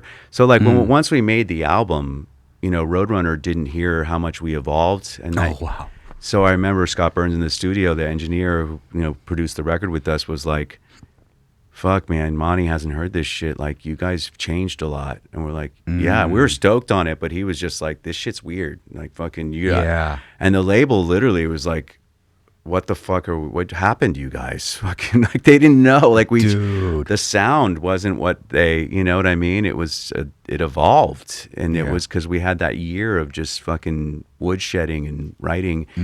So we were nervous. I think they even maybe considered dropping us at that point because they had this weird album, but then they went with it and tried to promote it, but didn't know how to do it because we were such outsiders, right? It was, you know, it's like Roadrunner was built its legs on really brutal death metal at that time. It was like they had all those. They're probably pissed. Yeah, they were just like, but then they did this campaign called The Breed Beyond. It was with us and Pestilence and this band Believer. And it was like we were the little younger next gen doing a little bit weirder shit. And they tried to promote it and they gave it their best shot, but the record kind of bombed. I mean, it did not do well. And people were not, I mean, we toured with Cannibal Corpse. That was our first U.S. tour. And people were not stoked. Bro, fucking, it was brutal. I mean, bottles thrown at us, get off the stage, you fucking, they did not like us. It was not, there was a couple good cities, and one of them I'll never forget was, you know, the Bay Area. Fucking, you know, we played Berkeley. I think it was Berkeley, and there's a sick like 4-camera shoot of that. Thankfully, that show's documented. Somebody did proper video of it because it was a magical moment where I was like, hell yeah, NorCal fucking gets our shit. Fucking, they get it. They get it, you know. And they've always weirdly had this like, you know, post Cynic tech death breakthrough bands. You know, it's like Severed Savior and all those bands up there, and that Gilbert played. But it's like, yeah, that's the show. But anyways, we had like maybe 2 shows on that tour where we felt like people liked us, but otherwise it was rough. And Rob tells story. You know, Rob was with us. We were on the shared a tour bus, and we were like brothers. You know, they loved those guys. We were like, our bass player was giving Alex Webster bass lessons. Fucking, we were all, but we were like, so they were very in defense of us. They liked us, but their audiences back then were so narrow. You know, that the scene was like, you can't have clean parts and a chick growling and fucking, what are you doing? Like, we're wearing fucking colorful clothes and white shirts and shit. You know what I mean? Look at us. We're just like these like hippie stoner kids, you know, fucking playing this crazy music. But it made sense, of course. I think always California has always been more progressive in that way, right? Totally. It's just more open-minded, you know? Yeah. But how did, like, how'd you come up with Villa Maya? I mean, how did that song start and evolve? well, it's like, you know, obviously like the big no, you know, like when you start learning music theory, it's like, you know, you have like a power chord, right? 1-5, but like they called this in the old days, the tritone was like the devil's chord, the flat 5. So it's that dark, tense tension thing. So like when I learned about tritones and like minor seconds, which is like, the half step that you play a chord like this. So we're like, oh, fucking tritones, and then like it gets resolved, right? So that's the first two chords, right? It's like, flat 5, 5, 9. And Cynic's whole vocabulary, especially back then, was a lot of 9. These big fat chords. So it's like two power chords stacked on top of each other. A lot of those chords in Cynic's music. And then if you want to make it minor, yeah, you just, instead of like a power minor, you just do it. And that's like a vibe, so we were doing that shit all over the place. So that's really, Vela Maya's. And then just straight down. And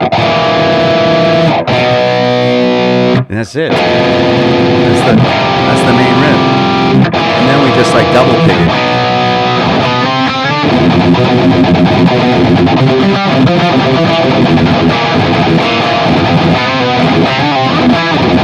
And there's like always the thing with Jason and I, the way we approach these riffs was we're not going to play the same thing ever.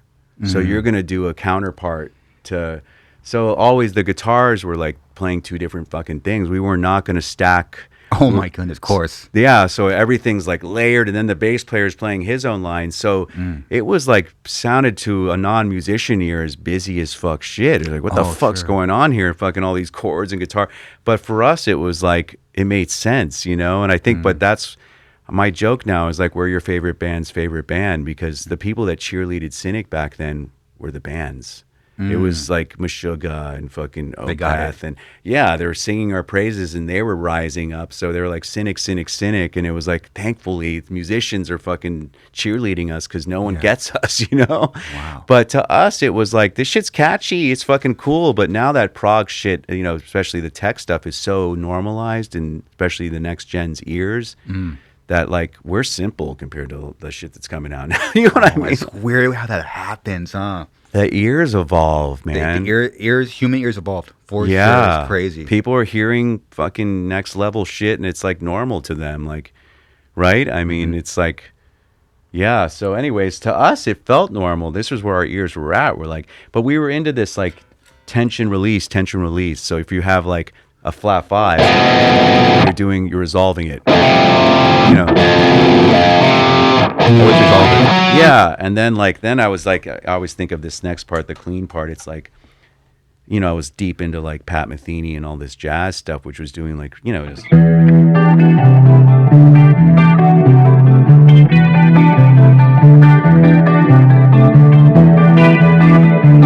that's just, you want to have some chill parts, It's beautiful.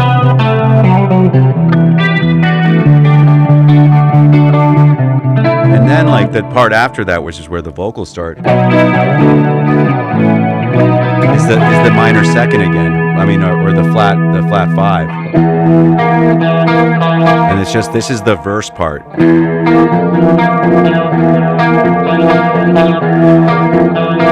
That's it. Yeah. So it's, when you break it's hypnotic. That's it. It's drony. And the vocal melody is like, nah. It's very like 2-note, very kind of, But yeah, I mean, all the riffs were like built around all those ideas, It's kind of like tension, release, and we're always trying to like create tension, build up fucking energy, and then cool it down.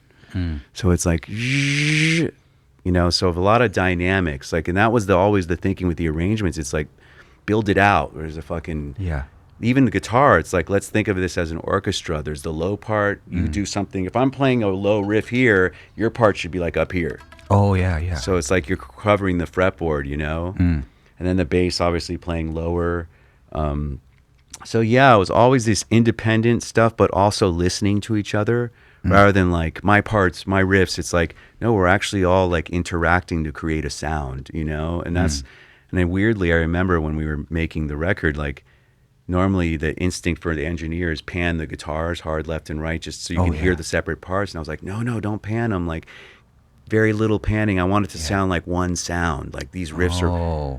Yeah. That explains it. Yeah, I was kind of wondering, like, how do they get that sound? It's fucking, there's no, it's like very muddled together, but that's the idea. It's the idea. Like, yeah, and that's why all those early people that were trying to transcribe Focus was like, they never got it right because it was like so weird trying to decipher what the two guitars were doing because we tried to sound like one guitar, you know? Oh my gosh. But the riffs are sick, you know? It was like crazy, but yeah, so that's really, that's the whole song. I mean, actually, you know, so that's the main part.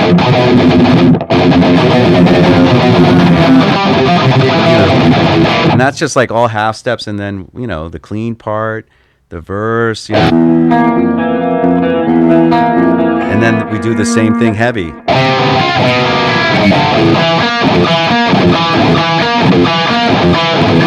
With a dirty sound. This is the chorus. And those are the main riffs of the song. It's pretty straight ahead.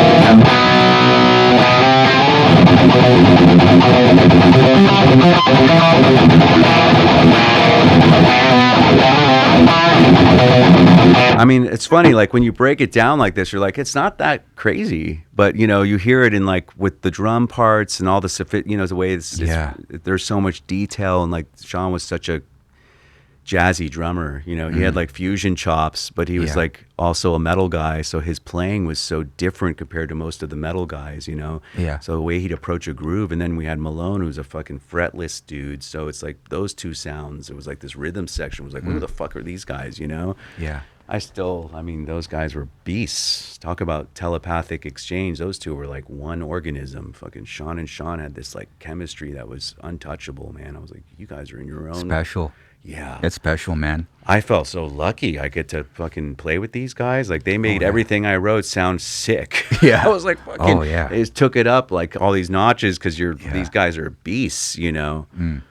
Yeah. Oh, how, I was just like listening. I'm like, how do they get their tone, man? I guess now would be a good time to talk about what we have here.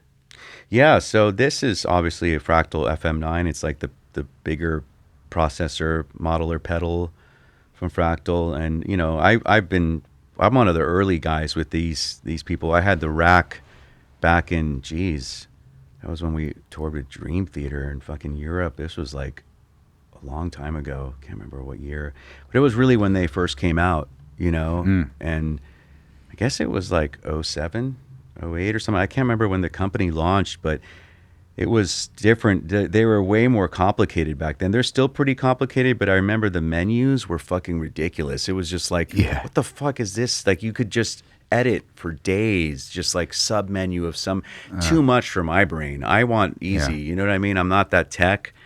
But, you know, you could get, if you knew what you were going for, and the thing with a band like Cynic is we were always trying to get a sound that would, you know, and I felt like Metallica somehow, everybody wanted Hetfield's tone. I mean, that shit was, that was like the dream tone. It was so ballsy, but clean and shit too. You had all that clarity, you know? And so I was always like, how do you do that? Because we were doing fat chords, you know, like a lot of times all strings with distortion. And it's, you know, now the pickups are better, everything's more refined, you know, so you get like, these are actually SIGs that I did with Kiesel, but it's like, you know, I feel like all that tight low end has gotten more normalized, you know, there's less fizz, unless you're going for the fizz, you know, it's like, and but that was like the thing. Metallica had that tone, and you start to realize now it was his right hand. I mean, of course. It's everybody's, the way you pick, you know? So, but we were trying to kind of get, obviously, a sound that had the clarity for these crazy fucking chords, but also like, you know, was ballsy. We wanted it. So it's that fine line of like, but you know, the riffs are complicated, so you can't get too heavy because the shit will sound really muddy. And you know, super heavy tones are great if you're just, or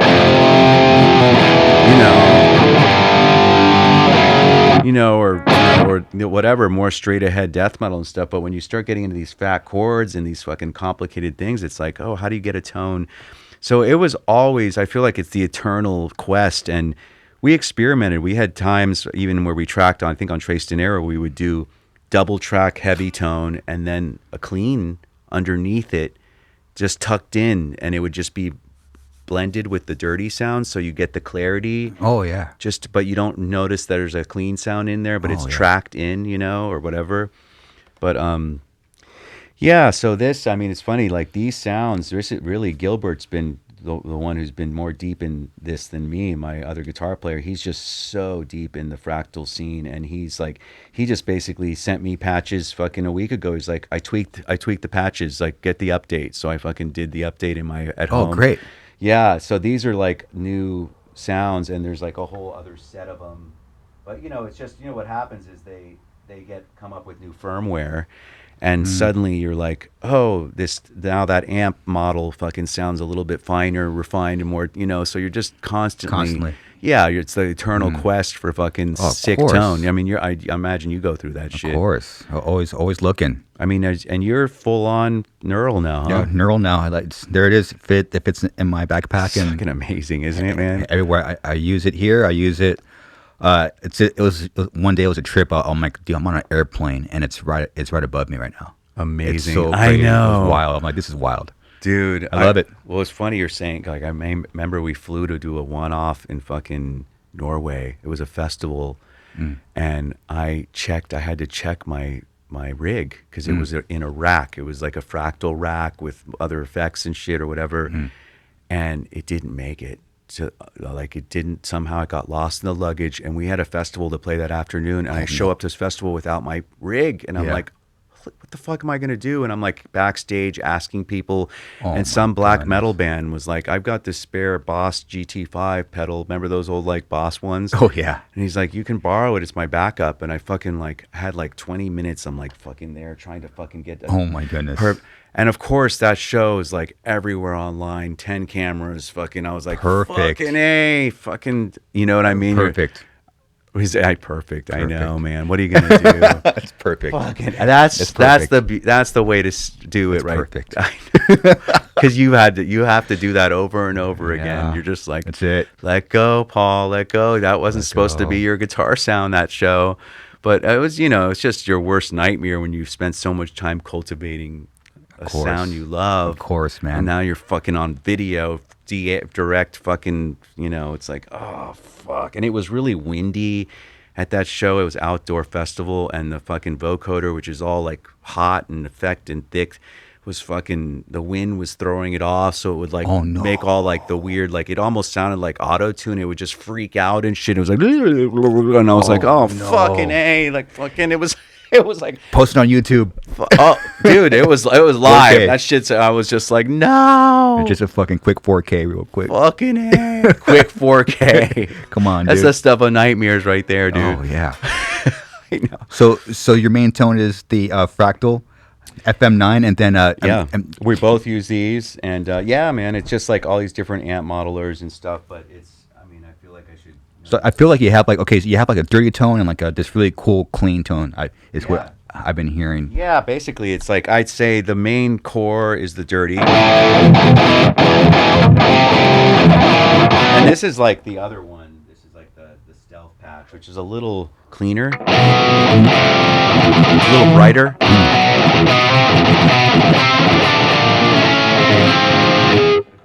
We've been sticking with this one for these shows, but yeah, it's main dirty, main clean. That's beautiful. Yeah, it's kind of like a chorusy. You know, I love that chorus. That's the last chord in Euroborg forms. You know, which is one of my favorite chords. It's like, that cool. It's just sharp 11. It's like that. But yeah, like that. So I'd say I can survive with these two patches, even if I did, like, if I just had to get away with it. But then kind of a solo patch, you know, it's like, which is basically like the dirty sound with a little more gain and more verb, just like a wetter, you know. And then I have like, obviously, like subtle variations, like this is clean wet, so it's just a little more reverb.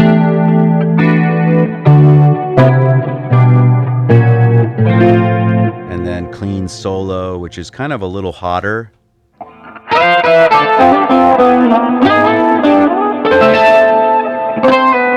And then like this is for one of the solos, because I do a lot of fourths harmonies. Oh yeah. Sounds crazy. Yeah.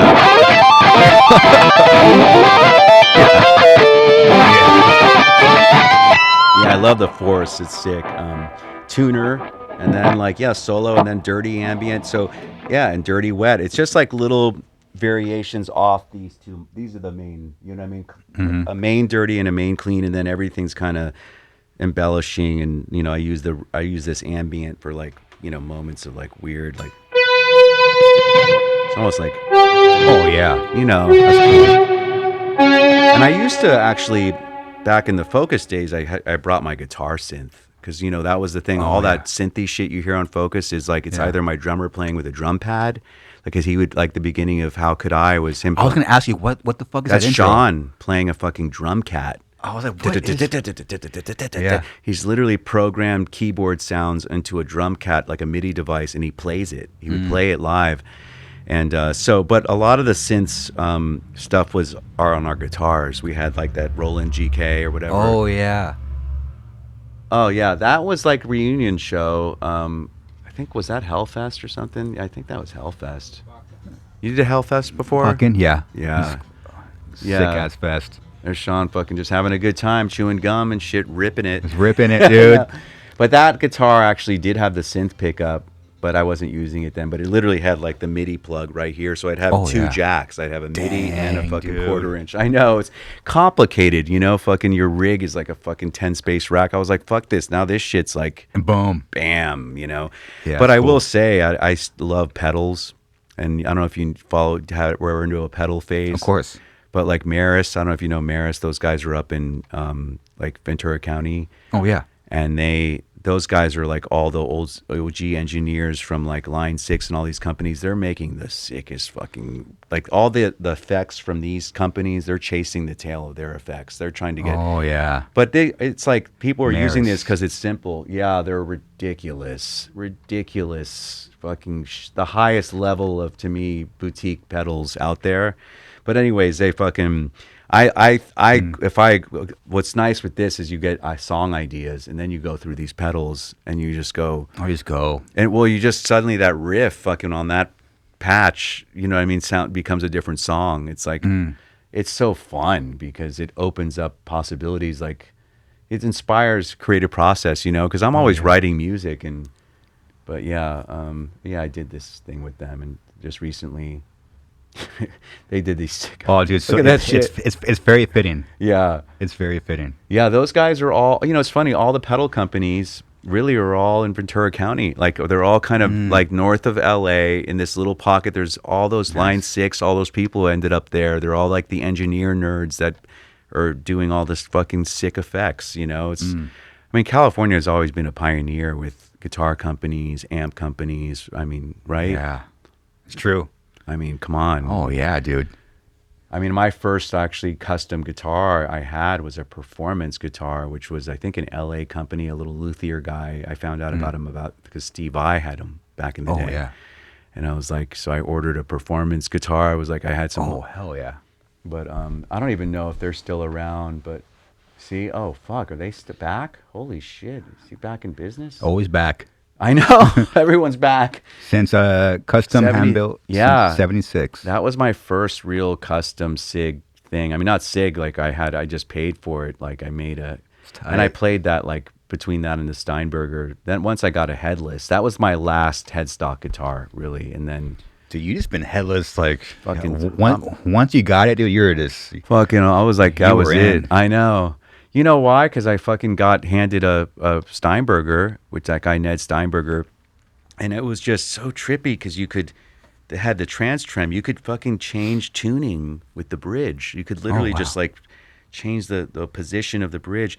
That guy still, to me, is ahead of everybody. Everyone, especially in the headless movement, is Ned Steinberger's the holy grail. That mother, of course. No one like he's just like it's still.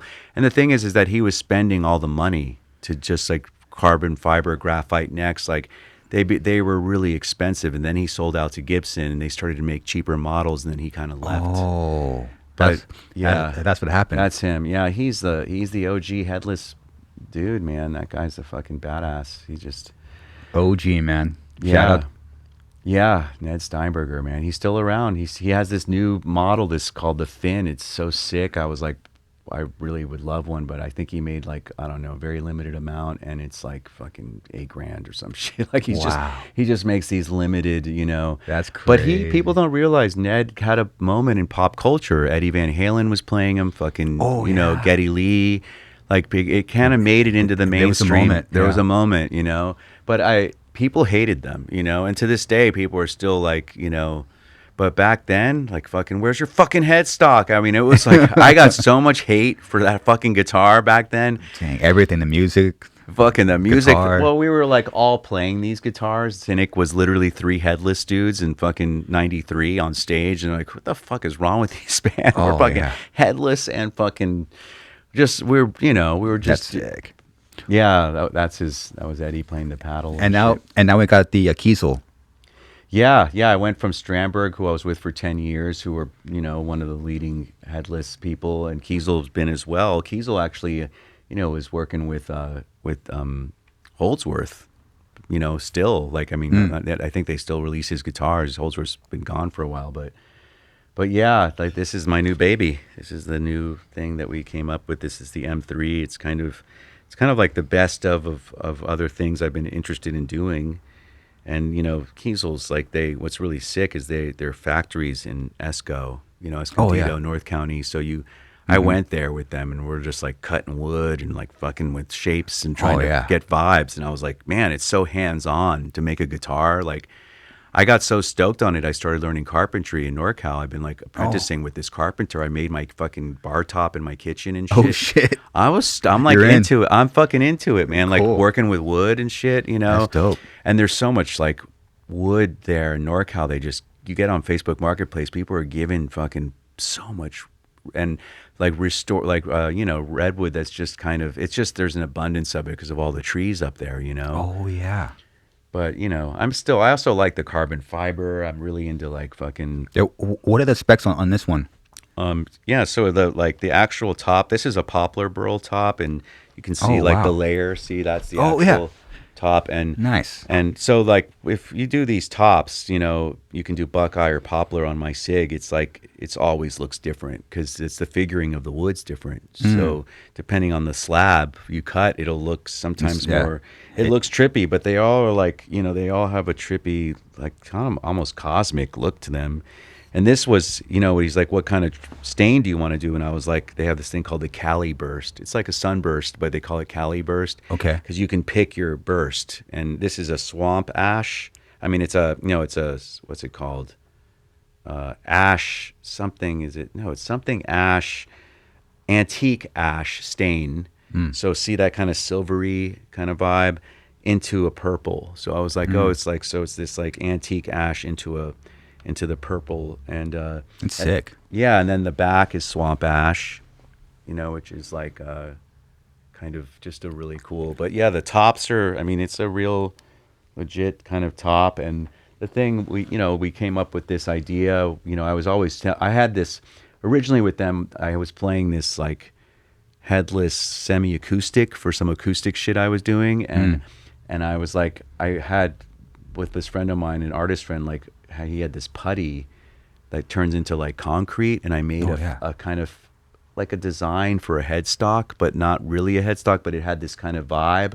And I was like, yeah, see, I made that top part right there. That's tight, dude. And so he kind of got inspired by that to do something like this for them. And I guess the idea now, because it's still obviously headless, is you can hang this on a regular guitar hook. Oh. So finally, you don't have to fucking do it sideways. You can hang this shit on a regular hook. Oh, okay. Yeah. That makes sense. Yeah, it's like a nice thing to have a guitar be able to hang vertically, you know? But yeah, and then like the neck's got two beautiful, man. Extra. Damn. I know, isn't that sick? It's fucking hot, dude. I know, it's fucking cool. You don't have any Kiesels? You haven't played them? No, So you've been always an Ibanez guy, or you're a Fender too? And I mean, yeah, I've been all over, to be honest. But yeah, I've been Fender the past like probably 6 years. Okay, cool. I love them. I still have an old Mexican Strat. Oh, sick. Yeah. Oh, they're in Corona? Yeah, they're in Corona. No shit. It's down the street from my house. Fucking A. I'm fucking spoiled, dude. That's so cool. It's down the street. It's crazy. But yeah, no. So I ended up like they're beautiful. Yeah, they're beautiful. They make sick guitars. Those are like all the headless stuff. But yeah, like, and I did this carbon fiber. Like, I ended up adding double the amount of rods on the back. So it's like, so it's just more stable, you know. Because I really would love a carbon fiber neck, and I think that's the eventual goal, is just like a fucking sick carbon fiber neck. But it's tricky with those. They have to be perfect because there's no relief. You usually don't have a truss rod if it's an all. So you have to, like, it has to just, it's a different math equation. But yeah, they did this. This is one of my favorite crop circles. This is the Barbary Castle crop circle. It's like, it was the first crop circle that came out in England that was like, holy shit, they did the math of it, and they realized that everything that looks wrong with it is actually perfect math, and it's basically pi ratio. That's sick. It's like, it's sick. Yeah, I always like, I had the tattoo of it, so I was like, oh man, we got to put that thing right here. You know? Oh, you have to. That's amazing. But yeah, and the fan fret, you know, and what I learned, which I didn't realize, is every company that does the fans, everyone's fan is unique to the company. So this is Kiesel's fan, basically. Oh. Yeah, and it's just kind of see how it angles back and then gets straight around, you know, by the 12th fret, and then it angles down. And the idea with this is, because your hand naturally, see how it's kind of angled down here? So it's just already is curved. So it's kind of like, it's the fret, actually everything just makes more sense. It's easier. Oh. Yeah, it's kind of like the way your hand is backwards here and then up here. So it's kind of just more of a ergonomic thing of how your hand position. It just, like, because it plays the same. You don't really notice this stuff. Like, once people are like, what's it like to play a fan? I'm like, it's like playing a non-fan. It's not that different, you know? Yeah. You just kind of like adjust to it. You just adjust, but you don't even notice after a second. Interesting. Yeah, and we did this, like, you know, I've always been an EMG guy, and I love the EMGs. But I just wanted to try something new, and they have a little pickup shop in there. So we like experimented with this one they had and modified it basically, and ended up in a situation where it was like, holy shit, this sounds sick. And it was like almost a happy accident that happened when the way that they wired it. And I was like, killer. So he's like, okay, this is the Focus pickup. So we call it the Focus humbucker. It's like a SIG pickup, but you can only get it in this guitar. Okay.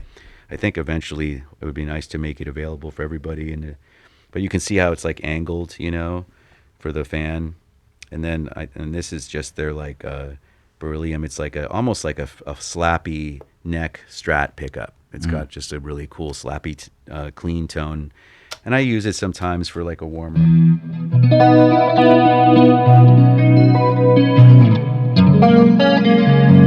know, compared to... Oh, yeah.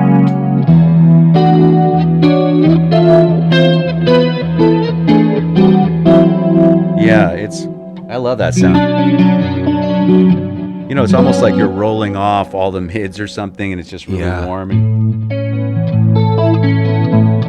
But yeah, that's so it's just kind of lean and mean, you know. It's like, you know, to a hum and single setup, but yeah, it's very ergonomic. You know, obviously this feels good, having your hand be able to, you know what I mean, kind of like that roll. I mean, obviously Strats do that too. Yeah. Oh yeah. Yeah, it's just it feels good. Yeah, it feels good. I know, and it's the thing I took for granted, man. With guitar building, you don't realize how much goes into it. You know? Oh, totally, dude. It's like there's nuts. So many things to consider. It's nuts, dude. Yeah. How do you play the intro for Evolution Sleeping? Oh, super like Yeah.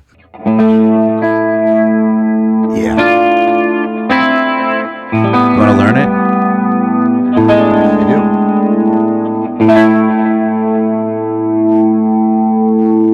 This song is probably one of Cynic's simplest songs. If you break it down, it's so simple. Well, I like simple. Yeah, just like a clean tone. I'm cleaned up, dude. Nice. Ooh.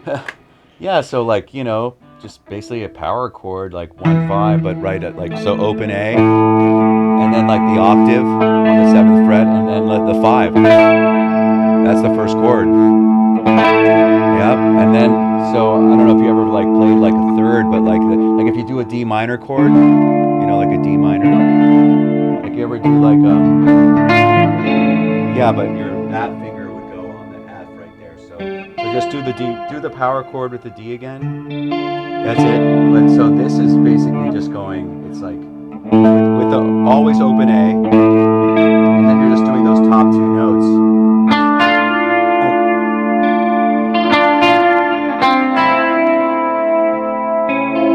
On the 5th fret. Oh. Yeah. So let's start from the top. Like.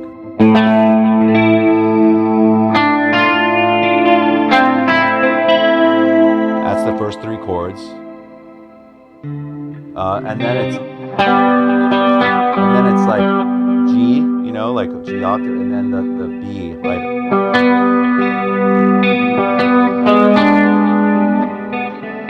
Like the flat 5, and then half step up, like right there and there. Oh. Yeah.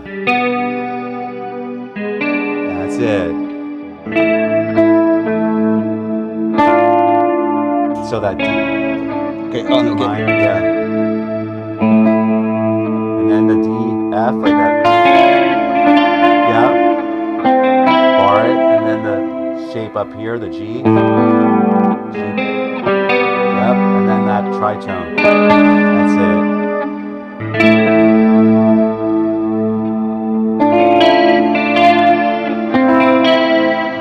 Right above it.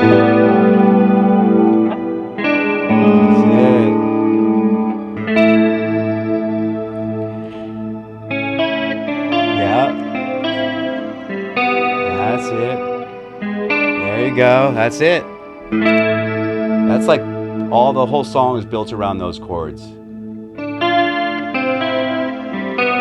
Yeah. That's it. So like yeah. Okay, I think I got it. Do it. It's just not how I play it. Also, so my brain's like just being warped. It was like, oh shit, what the hell am I doing, dude? Yeah, let's play it. Let's play it. So like, and you just keep the A open the whole time. It's always A's. Yeah. Oh shit. Okay.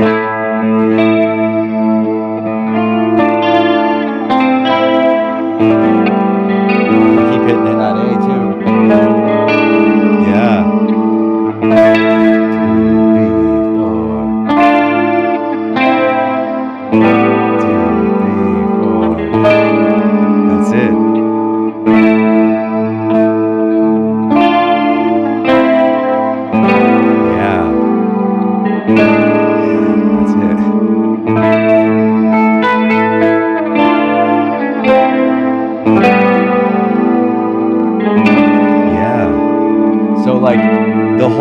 2 dude, is built around that. Like now the verse. That's amazing. And it's almost like a Latin rhythm.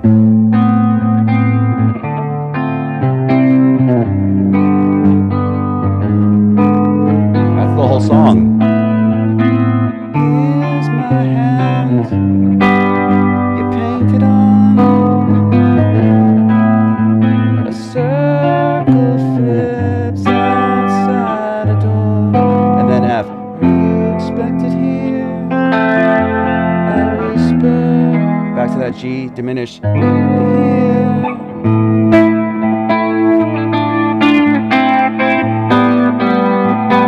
like a Latin rhythm. Actually, the groove's very. It's like a Latin groove. It's amazing, man. Yeah, it's beautiful. But you know, this is like for me these songs, and you know, being a songwriter too. It's like it has to work like this. Oh yeah. And then you can take it anywhere, right? If you got a good tune, you can play the shit acoustic and fucking. Now you got distortion and a good groove, and it's like, holy shit, you just turned it into a fucking. That's it. You know what I mean? It can go anywhere, but. Paul, thank you for showing me that. Yeah, dude. Yeah. Would you mind if I'll test you on it later too at the gig? Okay, sure. After 3 beers, you know what? I'm playing it way better, dude. I'm playing it way better. Can I top it off with 2 more quick questions? For sure. This is Paul. This is gonna be our first time having fan questions. Okay, yeah, cool. I actually wrote them down too. Okay, cool. I just got this new fountain pen. Okay. So I've been writing stuff down. This is from our Patreon. Oh, nice. All right. I'll save the fun one for the second one. Okay. Okay. This is from a Patreon, Saint Wriggle. With the loss of his bandmates throughout the years, to now in 2025, what makes him want to continue? I think something like that would personally crush me. Thank you, Saint. Yeah, I have been crushed. I'm still crushed. I haven't been uncrushed. I'm carrying on crushed. Do you know what I mean? Like there's no way out. There's no way through. It's just kind of, you make friends with the whole thing. And, you know, I keep this little band on me. It says, "I love you, keep going." Mm-hmm. And it's just like my little mantra for like, you know, it's an act of kindness to myself. I love you. Keep going, Paul. Keep going, man. Just keep going. Just keep going, man. What are you? So what yeah. else are you gonna do, right? Yeah, because it's life will annihilate you over and over again. And what do? You just put one foot in front of the other and keep going. But I will say, like, it's not been easy, and there was stretches where I was completely dysfunctional. Like I remember, you know, weeks, and I had debilitating depression during years of my life, even in my childhood, where I was like, I couldn't get out of bed. I was just like, fuck this. I can fuck this whole thing. Like, what am I doing here? Like, you know what I mean? You just end up really sad and feeling like the futility of existence. It was like, why am I bothering? And then when I lose my peeps, I was just like I mentioned earlier, I was like, what's the point? Like, fucking, they're gone. Like, this is what we were doing, you know? This is, But, yeah, I mean, there's something about trusting that life is going to do this. It's going to keep moving in directions that you can't anticipate and expect. And all you can do is just keep opening yourself up to it and trusting that it's all here to keep you going. Like this is your, like, I'm finding that instead of closing down, which was my tendency to push it away, now I just like go like this. Like you were just saying, like went to the Norway gig. I was like, of course I didn't have my pedal board. Like, of course you didn't have it. And it's like, so now you do that. You're like, there you go. Don't argue with reality. Surrender to fucking what's going on and trust. And what's weird is your heart fucking opens up more. And then you're like, okay, it can do this. It can hold this too. It can, it's got room to stretch. It can keep stretching. And like, and then it's like, I mean, I don't know. It's humbling. It's beautiful. At the end of the day, we all have to stop breathing, you know? And there's a great teaching in that. It's just like a sense of like, oh my God, I can do this. I can find my way through. And there are going to be days where I don't want to do it. It happens. It still happens. I do have like, you know, I've like gotten into a lot of trying to understand traumatic responses and stuff to things. So I have like things I can do, people I can call if I don't. Oh, sick. Oh yeah. It's like, these are my main people to holler to if I'm fucking not in a good place. And this is, you know, there's a saying, right? I don't know if it's used in addiction therapy or whatever, but HALT. Are you hungry, angry, lonely, tired? You know, it's like an acronym for, like, sometimes it's really simple that your mind isn't in the right place because of some basic need. You haven't eaten, you're pissed at something, you don't even know what you're pissed at, you're lonely. So it's like, sometimes you just take care of one of those things and it's like, oh, I'm okay. You know, it's just, oh, wow. You know, I feel like add an S at the end, halts, because sometimes you got to take a shit too, halts. I mean, you know what I mean? Just take it somehow after that dump, like you feel better. But there's like, it's, you know, it's like, could be very nice. But there's like, we're in a human body, you know, we forget that. It's like you get so in your head and you're thinking everything, you're believing all this bullshit. And it's like, no, I'm this like living organism. I'm not a cyborg yet. I haven't gotten chipped yet. I don't think so, but you know what I mean? But, but, you know, so kind of reducing it to this like child, what does this child need, you know, when he's fucking at the end of his rope, and what homies can I call on? I've had some friends really pull me out of some dark places, man. Like where, that's awesome. You know what I mean? They're just holding space for me when I don't know And sometimes they just have to listen. It's not even about what they say. It's like, and I've learned this being with other people in that position. It's just let them process. Don't tell me what to do. Don't tell me how to do it. Just fucking listen, because I just need an ear right now, you know? Oh, that's cool. Yeah. So that's there's no recipe, man. I again, it's just kind of letting yourself be broken and trusting that that's enough. You got everything you need. You're okay. Just breathing is an accomplishment, you know? Wow. Thank you, Paul, for that and being so honest with it. It's cool. I saved the fun one for last. Okay. This is a great closer. This is from BM Woody Woo. Got any personal alien stories? Oh, dude, where do I begin? We got.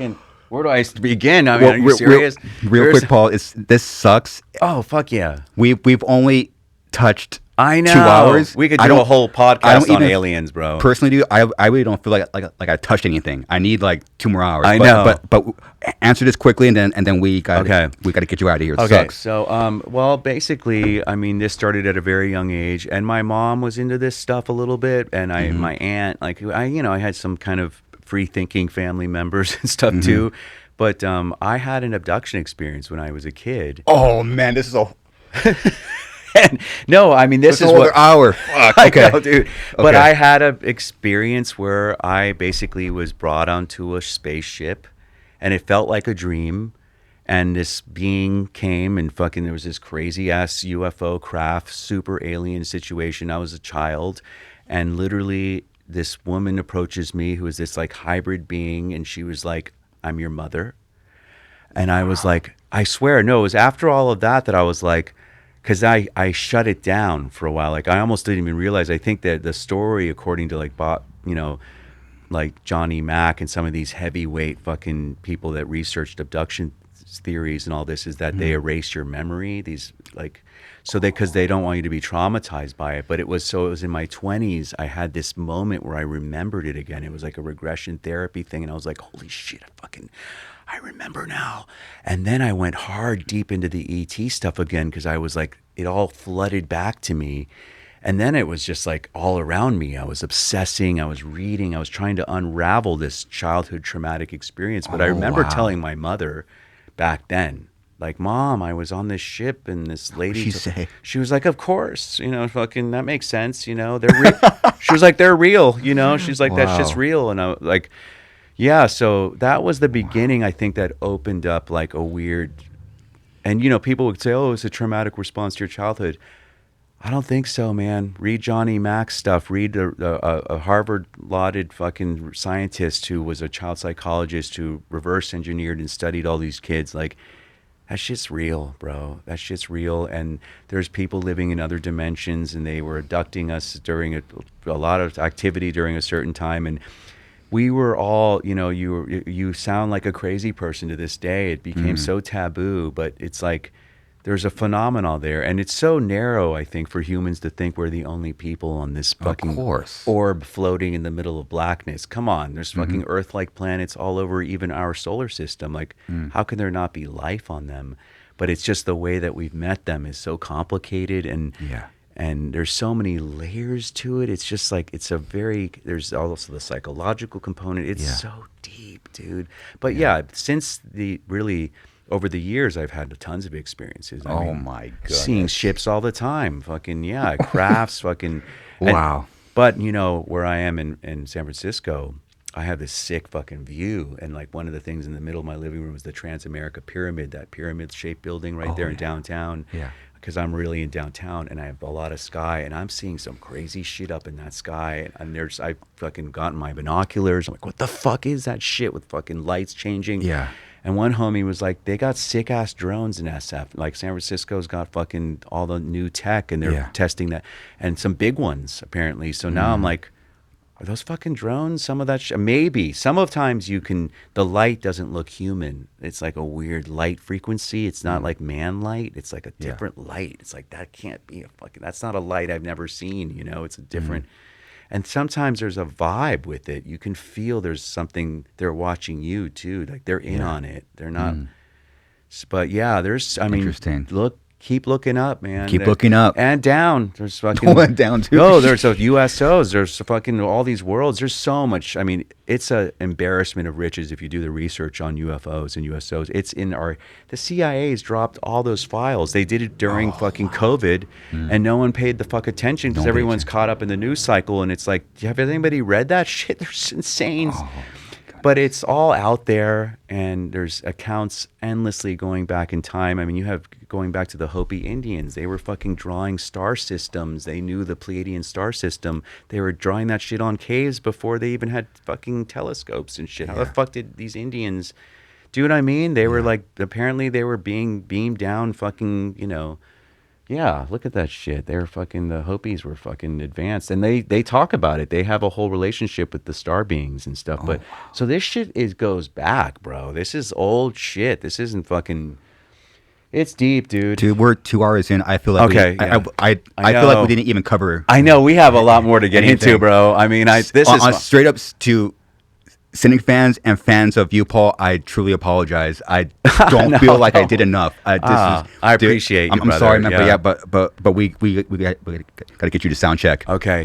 Paul, anything that I missed? Where do you want people to go? You have anything coming out? You have the Latin America dates? Yeah, we got, so these just 2 more dates with Dillinger. Cool. And a Def Club again tonight, and then I think at San Francisco tomorrow's with Sick. What's it called? Hong Kong Fuck You, I think they're called. It's like, okay. I think they're an LA band or something, but they're sick. Okay, sick. And then we're playing Latin America, in January, mid-January, a bunch of dates, ending in Mexico City. Nice. And then where else? And then one-offs throughout the year, sprinkled little festivals. We got a Montreal thing. We got fucking thing in Italy. Like, there's just different. Okay. Yeah, but we had the dates up, and this podcast will drop. It's the first one for the new year, and this is perfect, Paul. Killer, dude. This is fucking a perfect way to bring in fucking 2026. Oh yeah, and we're working on music in the background on the DL writing stuff. But yeah, dude, thank you, Paul. brother. I'm honored to man. I'm honored to have a new friend. Wow, me too, Paul. man. And by the way, that thing is really powerful to have behind you. Just be looking at that dude. I'm like, fuck, that's me, man. Fucking, I'm like, you know what I mean? I'm like, I'm the old man, fucking sitting down like Indian style. It's like, us. That's us. It's man. us.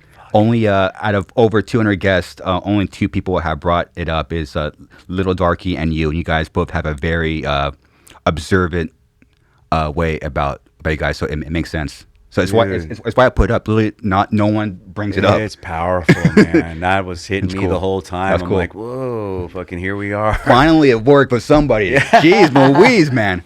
All right, Paul. All right, dude. Honor, man. Thank you. Thank you, brother. All right, everyone. That's it. Later.